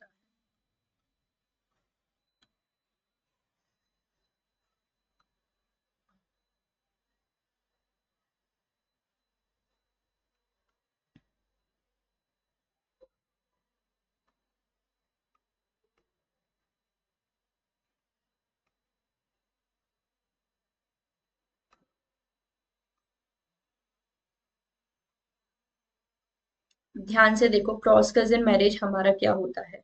क्रॉस कजिन मैरिज क्या होता है, जब आप अपने पेरेंट्स के अपोजिट सेक्स के भाई बहन के साथ शादी आप करते हो तो उसे हम लोग क्रॉस कजिन मैरिज बोलते हैं। पैरेलल कजिन हम लोग बात करें, जब आप पेरेंट्स के अपने सेम सेक्स के भाई बहन से आप शादी करते हो तो उसे हम लोग पैरेलल कजिन बोलते हैं। अब यहाँ मैं आपको दो सिंबल बता रही हूँ, ट्राइंगल का मतलब होता है मेल, सर्कम्बल का मतलब हमारा होता है फीमेल। ये चीज आपको सबसे पहले ध्यान रखनी है। अब देखो क्रॉस कजिन मैरिज में क्या होगा, ये आपके फादर हैं, सपोज ये मेल मेंबर है मतलब फादर है, ये आपकी मदर है, ठीक है। इन दोनों की आपस में शादी हुई है। अब फादर की आपकी अपोजिट सेक्स के भाई बहन मतलब फादर की आपकी जो सिस्टर हैं और आपके जो मदर के भाई हैं ये क्या है, इनके क्रॉस कजिन है। ठीक है, सिंबल से समझते जाओ। ये आपके फादर है, ये आपकी मदर है, तो फादर के अपोजिट सेक्स के सिबलिंग्स मतलब फादर की जो सिस्टर हैं वो, और आपके मदर के जो भाई हैं ये क्या है, इनके क्रॉस कजिन। अब अगर इनके बच्चों से आप शादी करते हो, मतलब सपोज इनके जो आपकी फादर की सिस्टर है, मतलब आपकी बुआ है, उनके कोई लड़का या लड़की है, आपके मदर के भाई है, मतलब आपके मामा जी हैं, उनका भी कोई बेटा या बेटी है, उनसे अगर आप शादी करते हो, सपोज आप मेल हो या आप फीमेल हो, उनसे आप अगर आप शादी करते हो, तो उसे हम लोग क्या बोलेंगे, क्रॉस कजिन मैरिज बोलेंगे। तो आई होप ये आपको अच्छे से समझ में आ गया है कि क्रॉस कजिन मैरिज हमारा क्या होता है। सिंपली आपको ध्यान रखना है, जब आप अपने पेरेंट्स के अपोजिट सेक्स के भाई बहन के साथ शादी करते हो तो उसे हम लोग क्रॉस कजिन मैरिज बोलते हैं। अब पैरेलल कजन मैरिज हमारा क्या होता है, सेम वही ले लो, यहाँ आपके फादर हैं, आपकी सिस्टर है, अब सेम सेक्स के भाई बहन, मतलब फादर के जो आपके ब्रदर हैं, मतलब आपके जो अंकल हैं, और मदर की आपकी जो सिस्टर है, मतलब आपकी एक तरह से मौसी जो है, वो क्या है, इनके क्या है, पैरेलल कजिन। अब इनके बच्चों से अगर आप शादी कर रहे हो, मतलब इनके कोई लड़का या लड़की है, इनके कोई लड़का या लड़की है, अगर इनसे अगर आप शादी कर रहे हो, आप मेल या फीमेल हो, तो उसे हम लोग क्या बोलेंगे, पैरेलल कजिन मैरिज हम लोग बोलेंगे। तो लेवी स्ट्रॉस ने हमारा क्या बताया कि ये जो अलायंस थ्योरी है हमारी, सबसे पहले इन दो चीजों पे हमारी बेस करती है, तो ये उन्होंने बताया है। तो ये चीज आपको अच्छे से ध्यान रखनी है। तो आई होप आपको क्रॉस कजिन और जो पैरेलल कजिन मैरिज है वो आपको अच्छे से समझ में आ गया है। अब हम लोग यहाँ देख लेते हैं कि रेस्ट्रिक्टेड और डायरेक्ट एक्सचेंज के बारे में हमारे लेवी स्ट्रॉस किस बारे में बात करते हैं, तो वो चीज आपको ध्यान रखनी है। सबसे पहले रेस्ट्रिक्टेड और डायरेक्ट एक्सचेंज की अगर हम लोग बात करें, तो यहाँ पे देखो दो तरह से सिस्टम हमारा चलता है।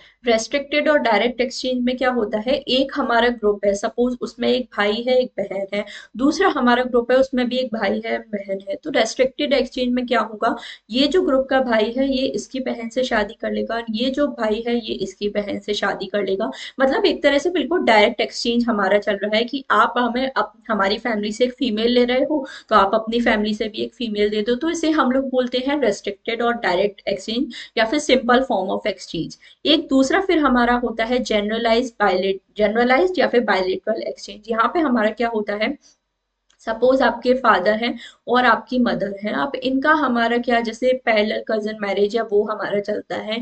इनके जो भी हमारे भाई बहन है, सपोज आपकी फादर की जो भी सिस्टर है, और आपके जो मदर हैं उनके बेटे हैं, मतलब उनके भाई हैं, सॉरी, इनसे इन्होंने आपस में शादी, नहीं सॉरी, हाँ, यहाँ पे हमारा क्या चलता है, देखो इस तरह से,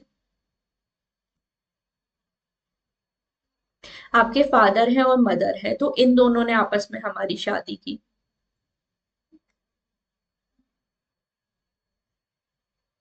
अब दूसरा हमारा क्या होगा, सपोज आपकी फादर की सिस्टर हैं और आपके मदर के भाई हैं, ये दोनों ने आपस में शादी कर ली। तो ये क्या है, एक तरह से बायलेटरल एक्सचेंज। और ये जो है सेम चीज हमारी अपकमिंग जो जनरेशन्स है उसमें हमारी चलती जाती है। तो इसे एक तरह से जनरलाइज या फिर बायलेटरल एक्सचेंज हमारा लेवी स्ट्रॉस ने बताया है। तो ये चीज आप लोग को अच्छे से ध्यान रखनी है। तो आई होप आपको लेवी स्ट्रॉस का ये जो टाइप्स ऑफ एक्सचेंज है ये अच्छे से समझ में आ गया है। उन्होंने यही बताया कि हमारी सोसाइटी में दो तरीके से एक्सचेंज चलता है, एक रेस्ट्रिक्टेड सिंपल या फिर डायरेक्ट एक्सचेंज हमारा चलता है, दूसरा हमारा बायलेटरल या फिर जनरलाइज्ड एक्सचेंज हमारा चलता है। तो ये जो दोनों नाम मैंने लिखे हैं, जनरलाइज्ड और बायलेटरल, ये दोनों ही आपको याद रखने हैं, क्योंकि एग्जाम में अलग अलग नेम से आता है तो फिर हम लोग कंफ्यूज हो जाते हैं। बट ये चीज आपको अच्छे से ध्यान रखनी है कि इस तरह से टू फॉर्म्स ऑफ एक्सचेंज हमारा चलता है सोसाइटी में। इसके बारे में लेवी स्ट्रॉस बात करते हैं, तो ये चीजें आप लोग को अच्छे से ध्यान रखनी है। तो आई होप आपको समझ में आ गया है कि हमारा जो एक्सचेंज सिस्टम है, जनरलाइज्ड एक्सचेंज क्या होता है, बायलेटरल एक्सचेंज या सॉरी जन रेस्ट्रिक्टेड एक्सचेंज हमारा क्या होता है, ये चीज आप लोग को अच्छे से ध्यान रखनी है। अब नेक्स्ट हमारा लेवी स्ट्रॉस की बात करते हैं। He at that a final relation frame the most basic and irreducible unit of kinship what he called as atom of kinship. तो ये जो हमारे एफाइनल रिलेशन हमारे होते हैं, एफाइनल हमारे क्या होते हैं, जो भी मैरिज के बेसिस पे जो हमारे रिलेशन बनते हैं, जैसे हस्बैंड वाइफ का जो रिलेशन है वो क्या है, एक तरह से अफाइनल रिलेशन है। और इन्हें हम लोग एफाइनल किन भी हम लोग बोलते हैं, या कॉन्जेगुनस किन भी हम लोग बोलते हैं। किन का मतलब क्या होता है, रिश्तेदार, जो हमारे रिलेटिव्स होते हैं। तो उन्होंने बताया है फाइनल रिलेशन हमारा सबसे इंपॉर्टेंट यूनिट है किनशिप का, और इसे एटम ऑफ किनशिप। तो ये भी चीज आपको डायरेक्टली याद रखनी है। एटम ऑफ किनशिप किसका हमारा टर्म है, या अगर आपसे पूछा जाए एटम ऑफ किनशिप टर्म हमारा किसने कॉइन किया है, तो लेवी स्ट्रॉस ने कॉइन किया है। एटम ऑफ किनशिप का मतलब क्या होता है, स्मॉलेस्ट यूनिट ऑफ किन होती है हमारी।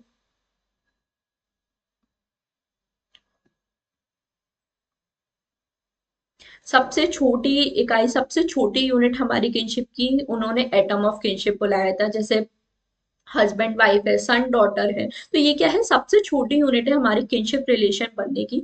तो इसे एटम ऑफ किनशिप हमारे एक तरह से लेवी स्ट्रॉस ने बुलाया है। तो ये भी चीज आपको ध्यान रखनी है। उन्होंने क्या बताया है, ये जो किनशिप स्ट्रक्चर है हमारे तीन तरह से काम करते हैं, जिसके बेसिस पे हमारे जो दो टाइप्स ऑफ एक्सचेंज है वो बनते हैं। एक उन्होंने बताया एलिमेंट्री, सेमी कॉम्प्लेक्स और कॉम्प्लेक्स। तो अभी जो हमने टाइप्स ऑफ एक्सचेंज पढ़े, जनरलाइज्ड और रेस्ट्रिक्टेड एक्सचेंज, वो हमारे ये तीनों जो किनशिप सिस्टम है उसके बेसिस पे हमारे बनते हैं। सबसे पहला उन्होंने बताया एलिमेंट्री, दूसरा सेमी कॉम्प्लेक्स, तीसरा हमारा कॉम्प्लेक्स। तो ये चीज आप लोगों को ध्यान रखनी है। अब एलिमेंट्री फॉर्म ऑफ किनशिप जैसे हमने पढ़ा, ये जो अलायंस थ्योरी है पॉजिटिव और नेगेटिव रूल्स के बेसिस पे हमारी चलती है। तो एलिमेंट्री स्ट्रक्चर क्या बताता है, positive rules of marriage which indicate home individual can marry. तो एलिमेंट्री स्ट्रक्चर मतलब क्या होता है, एक तरह से पॉजिटिव रूल जो हमारी सोसाइटी के नियम है जो हमें बताते हैं कि किन लोगों से आप शादी कर सकते हो। सपोज आपकी सोसाइटी में बता दिया कि ये जो ग्रुप है इनसे आप शादी कर सकते हो, इनसे आप शादी कर सकते हो। तो एलिमेंट्री मतलब क्या होता है, जहां पर पॉजिटिव रूल्स ऑफ मैरिज हमारे चलते हैं। दूसरा हम लोग देखें सेमी कॉम्प्लेक्स, जहां पे हाई नेगेटिव रूल्स होते हैं that ultimately lead to positive rules. मतलब इतना ज्यादा आपको नेगेटिव रूल्स यहाँ पे ऐसी सोसाइटी में बता दी कि आप इससे शादी नहीं कर सकते, मतलब इनसे स्टेबल नहीं होना चाहिए, आपके सेम गोत्र के लोगों से आप शादी नहीं कर सकते, इस ग्रुप से आपका ये गोत्र मैच हो रहा है तो इनसे आप शादी नहीं कर सकते। तो सेमी कॉम्प्लेक्स मतलब होता है इतना ज्यादा नेगेटिव रूल्स वहां पे होते हैं कि अल्टीमेटली आपके पास सपोज 100 आपके पास ऑप्शंस थे शादी करने के लिए, इसमें से 80 लोगों में तो कुछ ना कुछ कमी ही हमारी निकल आई, कि मतलब कुछ ना कुछ नेगेटिव रूल्स हमारे वहां पे आ गए। तो अल्टीमेटली आपके पास 20 ही लोग बचे शादी करने के लिए। तो यहाँ पर इतने ज्यादा नेगेटिव रूल्स होते हैं कि यहाँ पे आपको अल्टीमेटली पॉजिटिव रूल्स ही बचते हैं। फिर लास्ट में आता है कॉम्प्लेक्स स्ट्रक्चर, जहाँ पे सारे ही नेगेटिव रूल्स होते हैं मैरिज के, मतलब इंसेस्ट, टैबू वगैरह ये सब बहुत ज्यादा यहाँ पे होता है, जिससे आपको पता नहीं होता कि किससे हम लोग शादी कर सकते हैं। तो बहुत कॉम्प्लेक्स सिस्टम हमारा होता है। तो इसके बारे में लेवी स्ट्रॉस बात करते हैं। तो ये चीज आपको अच्छे से ध्यान रखनी है कि तीन तरह के किनशिप स्ट्रक्चर होते हैं, elementary, semi complex and complex. अब आपसे यहाँ से क्वेश्चन कैसे पूछे जाते हैं कि एलिमेंट्री स्ट्रक्चर में किस तरह के रूल्स होते हैं, सेमी कॉम्प्लेक्स में, कॉम्प्लेक्स में, तो वो मैं आपको यहाँ पे देखो हाईलाइट कर देती हूँ। एलिमेंट्री में आपको हमेशा ध्यान रखना है, हमेशा पॉजिटिव रूल्स ऑफ मैरिज हमारे होंगे। जब भी आपसे पूछा जाए एलिमेंट्री स्ट्रक्चर में किस तरह के मैरिज मैरिज रूल्स होते हैं, तो हमेशा यहाँ पे पॉजिटिव मैरिज रूल्स होते हैं। सेमी कॉम्प्लेक्स में अगर आपको पूछा जाए, ध्यान रखना सेमी कॉम्प्लेक्स में अक्सर बच्चे गलती करते हैं, यहाँ पे हमेशा नेगेटिव रूल्स, नकारात्मक रूल्स आपको यहाँ पर देखने को मिलेंगे। अब नेगेटिव हम लोग क्यों बोलेंगे, क्योंकि यहाँ पे जैसे मैंने बताया सबसे ज्यादा नेगेटिव रूल्स होते हैं, जिसकी वजह से पॉजिटिव हमें मिलते हैं। बट बच्चे क्या करते हैं कि अगर सेमी कॉम्प्लेक्स का पूछा जाता है तो वो पॉजिटिव लगा के आ जाते हैं, या पॉजिटिव नेगेटिव दोनों लगा के आ जाते हैं। तो ऐसा नहीं करना है। सेमी कॉम्प्लेक्स किनशिप स्ट्रक्चर मतलब जहां पे हाई नेगेटिव रूल्स होते हैं। सिंपली अगर आपको क्वेश्चन में पूछा जाए कि सेमी कॉम्प्लेक्स किनशिप स्ट्रक्चर में किस तरह के रूल्स होते हैं, तो नेगेटिव रूल्स वहां पर होते हैं। ये चीज बहुत अच्छे से आपको ध्यान रखनी है। एंड कॉम्प्लेक्स में जैसा मैंने बताया नेगेटिव रूल्स ऑफ मैरिज यहाँ पे रहते हैं, नकारात्मक नियम यहाँ पे होते हैं। तो ये दोनों तो डायरेक्ट है, बट स्पेशली जो सेमी कॉम्प्लेक्स है उसका आप लोगों को स्पेशली ध्यान रखना है, क्योंकि उसी में अक्सर हमारा गड़बड़ होता है। तो आई होप ये चीज आपको अच्छे से समझ में आ गई है पूरी। नेक्स्ट हम लोग आते हैं लेवी स्ट्रॉस हमारे टोटमिज्म के बारे में भी बात करते हैं, तो ये भी हम लोग देख लेते हैं। टोटमिज्म हम लोग अच्छे से पढ़ चुके हैं, क्या होता है, एक तरह का हमारा सिस्टम होता है जहाँ पे जो ट्राइबल कम्युनिटी के लोग हैं। टोटमिज्म क्या है, एक तरह से इंस्टीट्यूशन है। जो ट्राइबल कम्युनिटी के लोग हैं वो ये मानते हैं कि मेंबर्स हैं जो क्लैन के, वो ये मानते हैं कि वो लोग डिसेंडेंट है किसी प्लांट या एनिमल से, मतलब वो किसी प्लांट या एनिमल को अपना देवता मानते हैं, या कोई जो ऑब्जेक्ट हैं जिनकी वो लोग पूजा हमारे करते हैं, जिनसे उनकी एक स्पेशल फीलिंग जुड़ी हुई होती है, और ऐसा रिचुअल ऑब्जेक्ट मतलब जिसकी वो लोग पूजा करते हैं। तो हाँ, टोटमिज्म मतलब क्या है, एक तरह का रिलीजियस सिस्टम है जहां पर लोग ये मानते हैं कि उनका कुछ ना कुछ वो एक पेड़ या किसी एनिमल के डिसेंडेंट है, मतलब किस उन वो किसी पेड़ या एनिमल को अपना पूर्वज मानते हैं, उसकी पूजा हमारी करते हैं, उसके बेसिस पे अपना जो रिलीजन है वो उनका फॉर्म होता है। तो ये चीज आप लोगों को ध्यान रखनी है। द प्लांट और एनिमल और any other object is called totem. जो प्लांट और एनिमल होता है जिसके साथ लोगों की हमारी भावनाएं जुड़ी हुई होती हैं, उसे हम लोग टोटम बोलते हैं। और ऐसे मेंबर्स जो किसी एक टोटेम को हमारा फॉलो करते हैं उसे हम लोग टोटमिक ग्रुप या टोटमिक समूह हम लोग बोलते हैं। तो ये बेसिक चीजें हैं।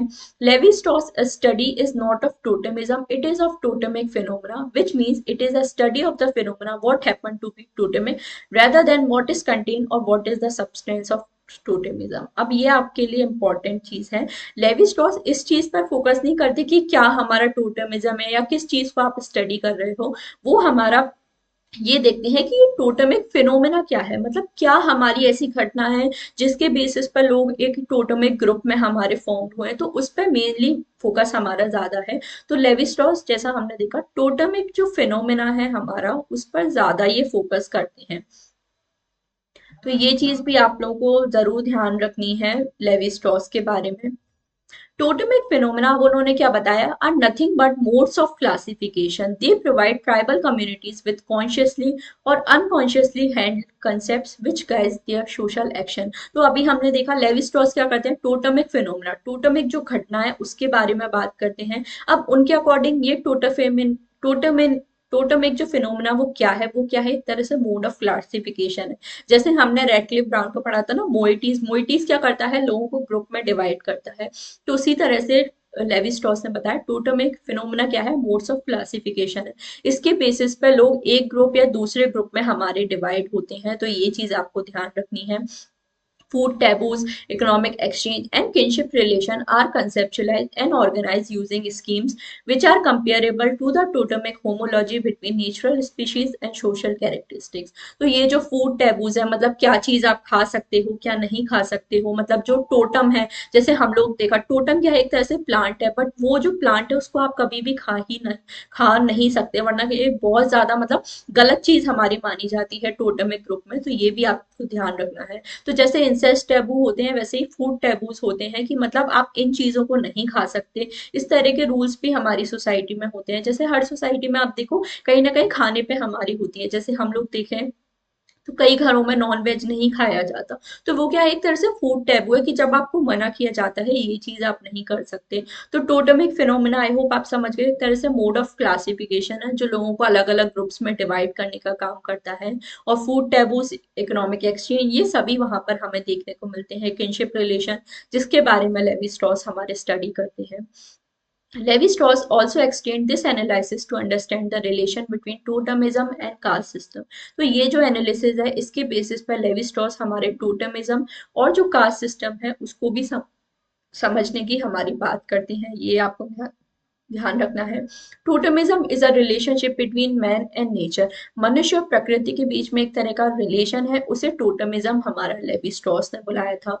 Similarities and differences between natural species are used to understand the similarities and differences between human beings. तो ये जो सिमिलैरिटी और डिफरेंस है बिटवीन नेचुरल स्पीसीज, मतलब जो प्लांट और एनिमल जिसे उन्होंने अपना टोटम बना है उनमें जो भी सिमिलैरिटीज और डिफरेंसेस हैं, उसकी बेसिस पे हम लोग जो ह्यूमन बीइंग्स में सिमिलैरिटीज और डिफरेंसेस हैं उसको समझने की हम लोग कोशिश करते हैं। तो इसे बताया है उन्होंने।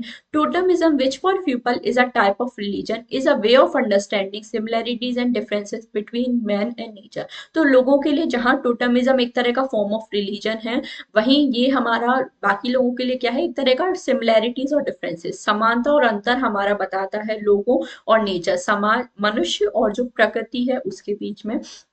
तो इस तरह से टोटमिज्म को हमारा लेवी स्ट्रॉस ने डिफाइन किया है। तो ये चीज भी आप लोगों को ध्यान रखनी है। अब लेवी स्ट्रॉस का हमारा एक और कंसेप्ट यहाँ पे आ जाता है, क्यूलिनरी ट्राइंगल थ्योरी। सबसे पहले कभी भी आपको पूछा जाए क्यूलिनरी ट्राइंगल थ्योरी या कंसेप्ट हमारा किसका है, तो क्लॉड लेवी स्ट्रॉस का ये हमारा कंसेप्ट है, ये आपको ध्यान रखना है। In culinary triangle, anthropologist Claude Lévi-Strauss demonstrates the transformative culture power of cooking by a culinary triangle with the 3 points raw, cooked and rotten that delimiting the semantic field. तो culinary triangle में अगर simply मैं आपको बताऊं, levy Strauss ने हमारा बताया है कि क्या हमारा जो कल्चर है उसका क्या इफेक्ट हमारा पड़ता है फूड हैबिट्स पे। मतलब पहले के टाइम पे आप देखो, जैसे हंटिंग गैदरिंग सोसाइटीज हमारी हुआ थी, तो वहां पे लोग रॉ फूड है उसी को डायरेक्ट हमारा कच्चा खा जाते थे। फिर जैसे जैसे सोसाइटी डेवलप हुई, कल्चर डेवलप हुआ, तो लोगों ने बॉयलिंग, रोस्टिंग, ये सारी चीजें सीखी। तो इस ये जो थ्योरी है उसमें उन्होंने सिंपली हमारा बताया है कि नेचर और कल्चर में Strauss stress the fact that boundary between nature and culture is determined by the man's insertion in nature. मतलब मैन हमारा कितना ज्यादा जुड़ा हुआ है प्रकृति से, कितना ज्यादा वो उससे जुड़ा महसूस करता है, उसी के बेसिस पे ये जो नेचर और कल्चर है इनके बीच में जो बाउंड्री है या जो सिमिलैरिटी और डिफरेंसेस हैं वो हमारे डिवाइड होते हैं। तो इसके बारे में लेवी स्ट्रॉस हमारे बात करते हैं, ये चीज आपको अच्छे से ध्यान रखनी है। तो ये सिंपल कंसेप्ट है, आपको आई डोंट थिंक इतना ज्यादा डीप में पूछेंगे क्या रोस्टेड था क्या बॉइलिंग था, मतलब कभी नहीं पूछा गया है, बट बाई चांस पूछ ले तो मैं आपको बता देती हूँ। यहाँ उन्होंने बताया था कि कैसे नेचर और कल्चर का हमारा रिलेशनशिप रहता है, कैसे जो चीजें हैं वो हमारी ट्रांसफॉर्म होती है। तो प्राइमरी फॉर्म में हमारा क्या होता था, रॉ फूड होता था, कुक्ड या फिर रूटेड फूड हुआ करता था। फिर जैसे जैसे कल्चर हमारा डेवलप हुआ तो लोगों ने यहाँ पे हवा पानी है उसको साथ में मिलाना शुरू कर दिया, तो उसके बेसिस पे हमारा रोस्टेड फूड फूड बनने लगा, स्मोक्ड फूड या फिर बॉइल्ड फूड हमारा बनने लगा। तो इसके थ्रू उन्होंने बताया था, इस थ्योरी के थ्रू, कि कैसे कल्चर का हमारे इंपॉर्टेंट रोल होता है, उसके बेसिस पे हमारा जो फूड हैबिट्स है वो भी हमारी ट्रांसफॉर्म होती है। तो इसके बारे में लेवी स्ट्रॉस बात करते हैं, ये चीज भी आपको अच्छे से ध्यान रखनी है। अब नेक्स्ट उनका, जैसे मैंने बताया, बहुत फेमस उनका बुक था हमारा savage mind.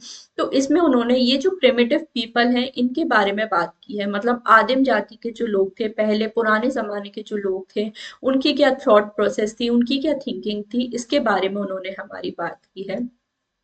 The savage mind discusses not just primitive thoughts, a category defined by previous anthropologists, but also forms of thought common to all human beings. तो लेवी स्ट्रॉस के अकॉर्डिंग ये जो सेमेटिव mind है, savage mind है, वो हमारा क्या बताता है, सिर्फ जो पहले के लोगों के जो थॉट थे वो तो वो बताती है, बट साथ में ये भी बताता है कि सारे जो ह्यूमन बींग्स के क्या कॉमन हमारे थॉट्स हैं, क्या उनके समान विचार हैं, उसके बारे में भी ये बात करता है। Levi-Strauss advocated that language preconditioned human culture as evidence in the symbolic order of religious and social life and aesthetics। तो लैंग्वेज जो है काफी इंपॉर्टेंट रोल प्ले हमारा करता है लोगों का जो रिलीजन है, सोशल लाइफ है, उसको डेवलप करने में। तो ये चीज आपको ध्यान रखनी है। He believed that culture patterning is influenced by the huge reservoirs of unconscious and universal structure of mind। तो वही जो लेवी स्ट्रॉस का स्ट्रक्चरलिज्म का प्रिंसिपल है वो उन्होंने यहाँ लगाया था कि ये जो कल्चर के अलग अलग पैटर्न हैं किससे हमारे बनते हैं, लोगों के जो अनकॉन्शियस और जो यूनिवर्सल स्ट्रक्चर है हमारे माइंड के, उसी के बेसिस पे ये हमारे बनते हैं। The most important contribution made by Levi Strauss during anthropological investigation was the difference between hot and cold societies. बहुत बहुत important topic, very very important. यहाँ आपसे डायरेक्टली पूछा जाता है किसने हॉट एंड कोल्ड सोसाइटीज में हमारा डिफ्रेंशिएट किया है, तो लेवी स्ट्रॉस ने हमारा डिफ्रेंशिएट किया है। हॉट सोसाइटीज मतलब क्या होता है, cultures in Western Europe that alter significantly and remain open to greatly divergent influences are termed as hot, while the cultures that change marginally over time are cold। तो hot और culture एक तरह से societies या culture में उन्होंने differentiate किया है।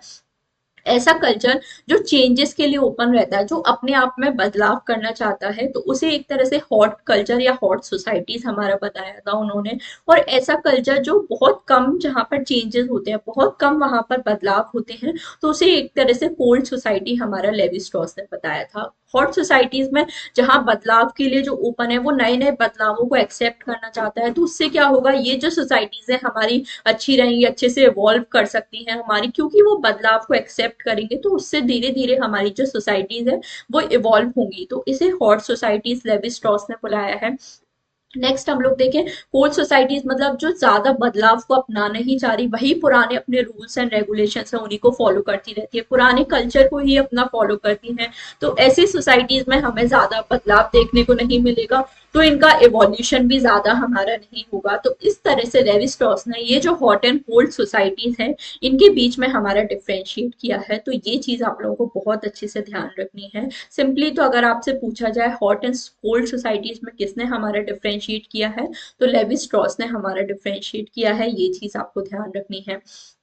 He suggests a savage mind and a civilized mind shared same structure and that human characteristics are same in every region of the world। तो उन्होंने बताया ये जो सेवेज माइंड है, मतलब पुराने जो लोग हैं उनका जो माइंड है, सोचने का तरीका है, उनका जो माइंड का स्ट्रक्चर है, वो सेम होता है सिविलाइज्ड माइंड, मतलब जो हमारे प्रॉपर सेवेज, मतलब प्रिमिटिव सोसाइटीज कैसी होती हैं, जैसे हंटिंग गैदरिंग सोसाइटीज, वहां पर वो लोग हैं सिविलाइज्ड नहीं है, मतलब प्रॉपर उनके घर वगैरह नहीं है, प्रॉपर सेटलमेंट उनका नहीं है, प्रॉपर वे ऑफ लाइफ उनका नहीं है।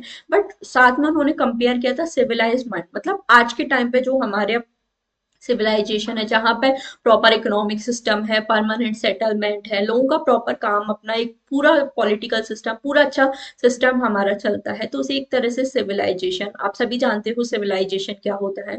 तो वही उन्होंने बताया था कि ये जो सैवेज माइंड है, मतलब जो प्रिमिटिव लोगों का जो माइंड है, उनका जो माइंड का स्ट्रक्चर है, वो सेम होता है हमारे सिविलाइज्ड माइंड के लोगों के साथ। और ये जो चीजें हैं, ये जो कैरेक्टरिस्टिक है, हर सोसाइटी में हर तरह से हमें सेम देखने को मिलते हैं, तो ये भी आपको ध्यान रखना है।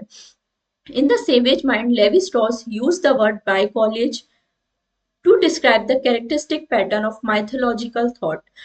सेवेज सोसाइटी जो उनकी बुक है, उसमें उन्होंने एक और वर्ड या एक और कंसेप्ट हमारा दिया था, ब्राइकॉलेज एंड ब्राइकॉलियर का। तो ये भी आपसे डायरेक्टली पूछा जाता है, ब्राइकॉलेज एंड ब्राइकॉलियर हमारा किसका टर्म है, तो ये आपको ध्यान रखना है, लेवी स्ट्रॉस ने ये हमारा टर्म दिया है। अब ब्राइकॉलेज एंड ब्राइकॉलियर होता क्या है, तो ब्राइकॉलेज उन्होंने क्या बताया, it is the skill of using whatever is and hand and recombining them to create something new. तो ब्राइकॉलेज क्या है, एक तरह की थिंकिंग है लोगों की, what ever is and hand, मतलब जो भी वेस्ट मटेरियल उनके पास, पुराने कल्चर के जो भी एलिमेंट्स उनके पास बने हैं, उनको कंबाइन करना न्यू चीजों के साथ और कुछ नया ही अपना आविष्कार करना। तो ये जो थिंकिंग है, जो प्रिमिटिव माइंड के, जो प्रिमिटिव सोसाइटीज के लोग हैं, उनके पास हमारी होती थी, ऐसा लेवी स्ट्रॉस हमें बताते हैं। तो ये चीज आपको ध्यान रखनी है।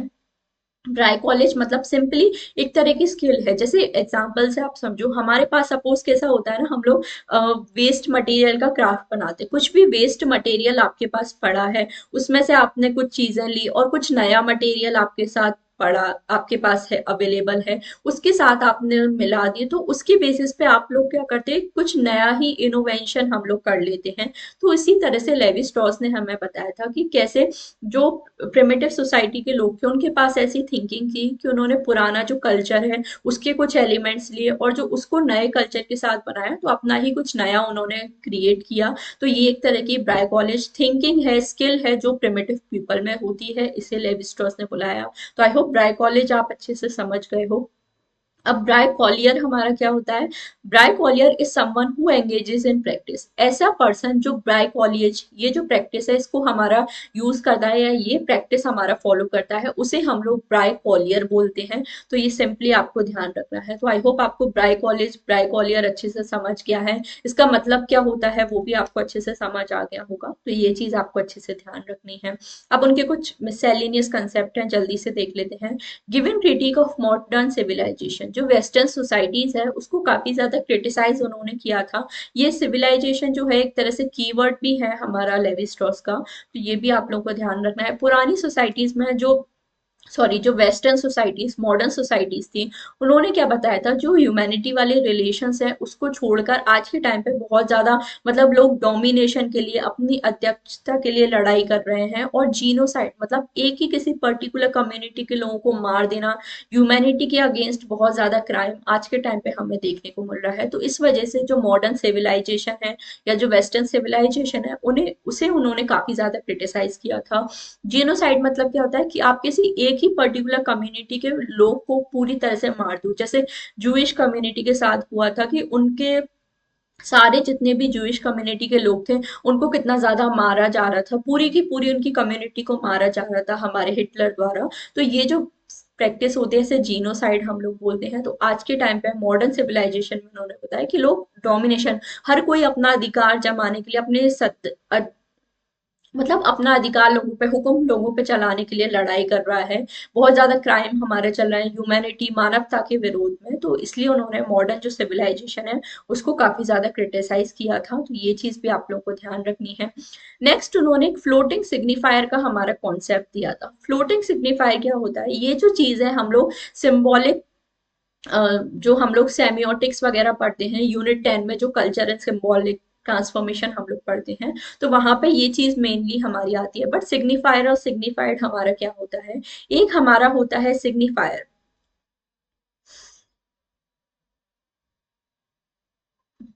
एक हमारा होता है सिग्निफायर, मतलब कोई एक वर्ड आपको दे दिया और उसकी बेसिस पे क्या आप मीनिंग आप इंटरप्रेट कर रहे हो। जैसे सपोज मैंने आपको बोला ट्री,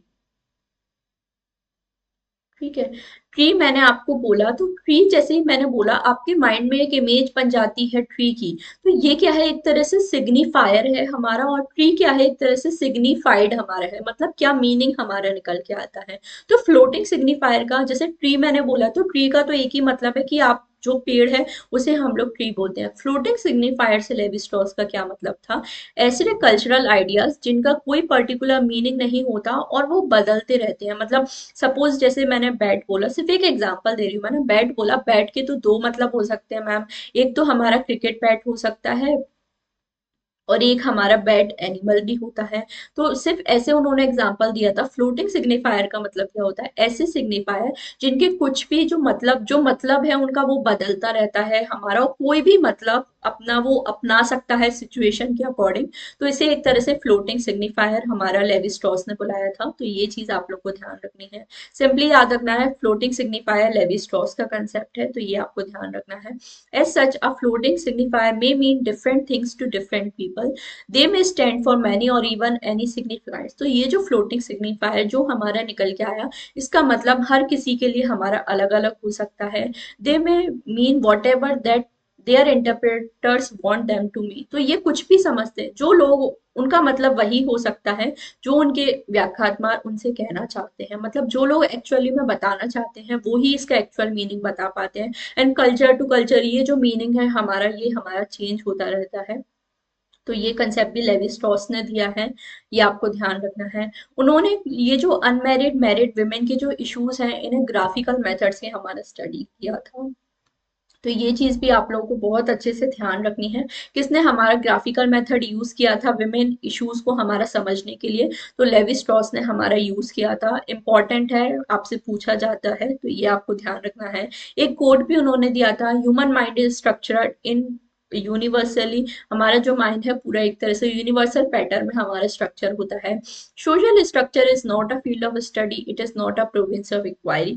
ना ही ये हमारा सोशल स्ट्रक्चर उन्होंने क्या बताया, ना हमारा अध्ययन करने का क्षेत्र है, और ना ही ये जांच, मतलब ना ही हम लोग इसकी जांच कर सकते हैं, ऐसा कोट भी उन्होंने दिया था।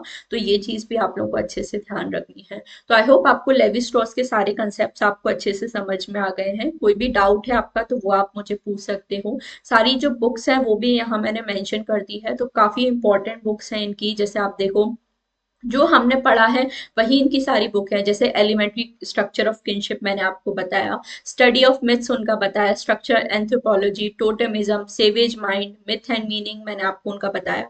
मिथ्स पे उन्होंने काफी ज्यादा काम किया है। और जैसा मैंने बताया, माइथोलॉजी के 4 वॉल्यूम्स हमारे हैं, तो the raw and cooked, honey to ashes, origin of table manners and the naked man. तो ये सारी जो बुक्स हैं इनका आपको बहुत अच्छे से नेम याद रखना है, यहाँ से बार बार क्वेश्चंस हमारे पूछे जाते हैं। तो आई होप ये चीज़ आप लोग अच्छे से याद कर रहे हो, सारी बुक्स जो भी मैंने आपको प्रोवाइड की। अब कल सैटरडे हमारी क्लास है, तो आप सभी जानते हो कल सैटरडे है, कल डाउट क्लियरिंग सेशन हमारा है, तो कल सभी लोगों को लाइव आना है, जिससे मैं आप लोगों को, जो मैंने ग्रुप आपके लिए बनाया है उसमें मैं आपको ऐड कर दूंगी। साथ ही जो क्वेश्चंस हैं वो भी कल हम लोग सॉल्व करेंगे, जो अभी हमने अभी तक जो भी पढ़ा, इस वीक में जो भी थिंकर्स हमने कवर किए हैं उनसे रिलेटेड जो क्वेश्चंस है वो भी हम लोग कल की क्लास में सॉल्व करेंगे। तो कल सभी को लाइव मुझे ज्वाइन करना है, 11 PM पर शार्प सभी लोग मुझे कल ज्वाइन करेंगे। तो ये आप लोगों का काम है, सारे जो थिंकर्स हैं उनका अच्छे से रिवीजन कीजिए। तो 2 टॉपिक मैंने आपको यूनिट 1 के अभी तक करा दिए हैं। क्लासिकल थिंकर्स हम लोग कवर कर चुके हैं, और स्ट्रक्चर फंक्शनलिज्म एंड जो स्ट्रक्चरलिज्म का टॉपिक है वो हम लोग कवर कर चुके हैं। उनसे रिलेटेड जो थिंकर्स हैं वो हम लोग कवर कर चुके हैं। नेक्स्ट वीक से हम लोग हर्म्यूनेटिक्स एंड इंटरप्रिटेटिव ट्रेडिशंस जो टॉपिक दिया गया है, उसमें जो थिंकर्स हमें दिए गए हैं, 6 थिंकर्स उसमें हमें दिए गए हैं, तो वो हम लोग नेक्स्ट वीक में स्टार्ट करेंगे। तो वो आप लोगों को अच्छे से पढ़ना है। तो कल सभी लोग मुझे 11 AM पर ज्वाइन करेंगे, क्वेश्चंस हम लोग सॉल्व करेंगे। एंड आई नो इस वीक आपके काफी सारे डाउट्स होंगे, क्योंकि कमेंट सेक्शन का इशू हो रहा था, तो वो भी हम लोग कल की क्लास में सॉल्व करेंगे। तो कल सभी लोगों को लाइव अटेंड करना है। आज के लिए बस इतना ही। Thank you so much for joining the session.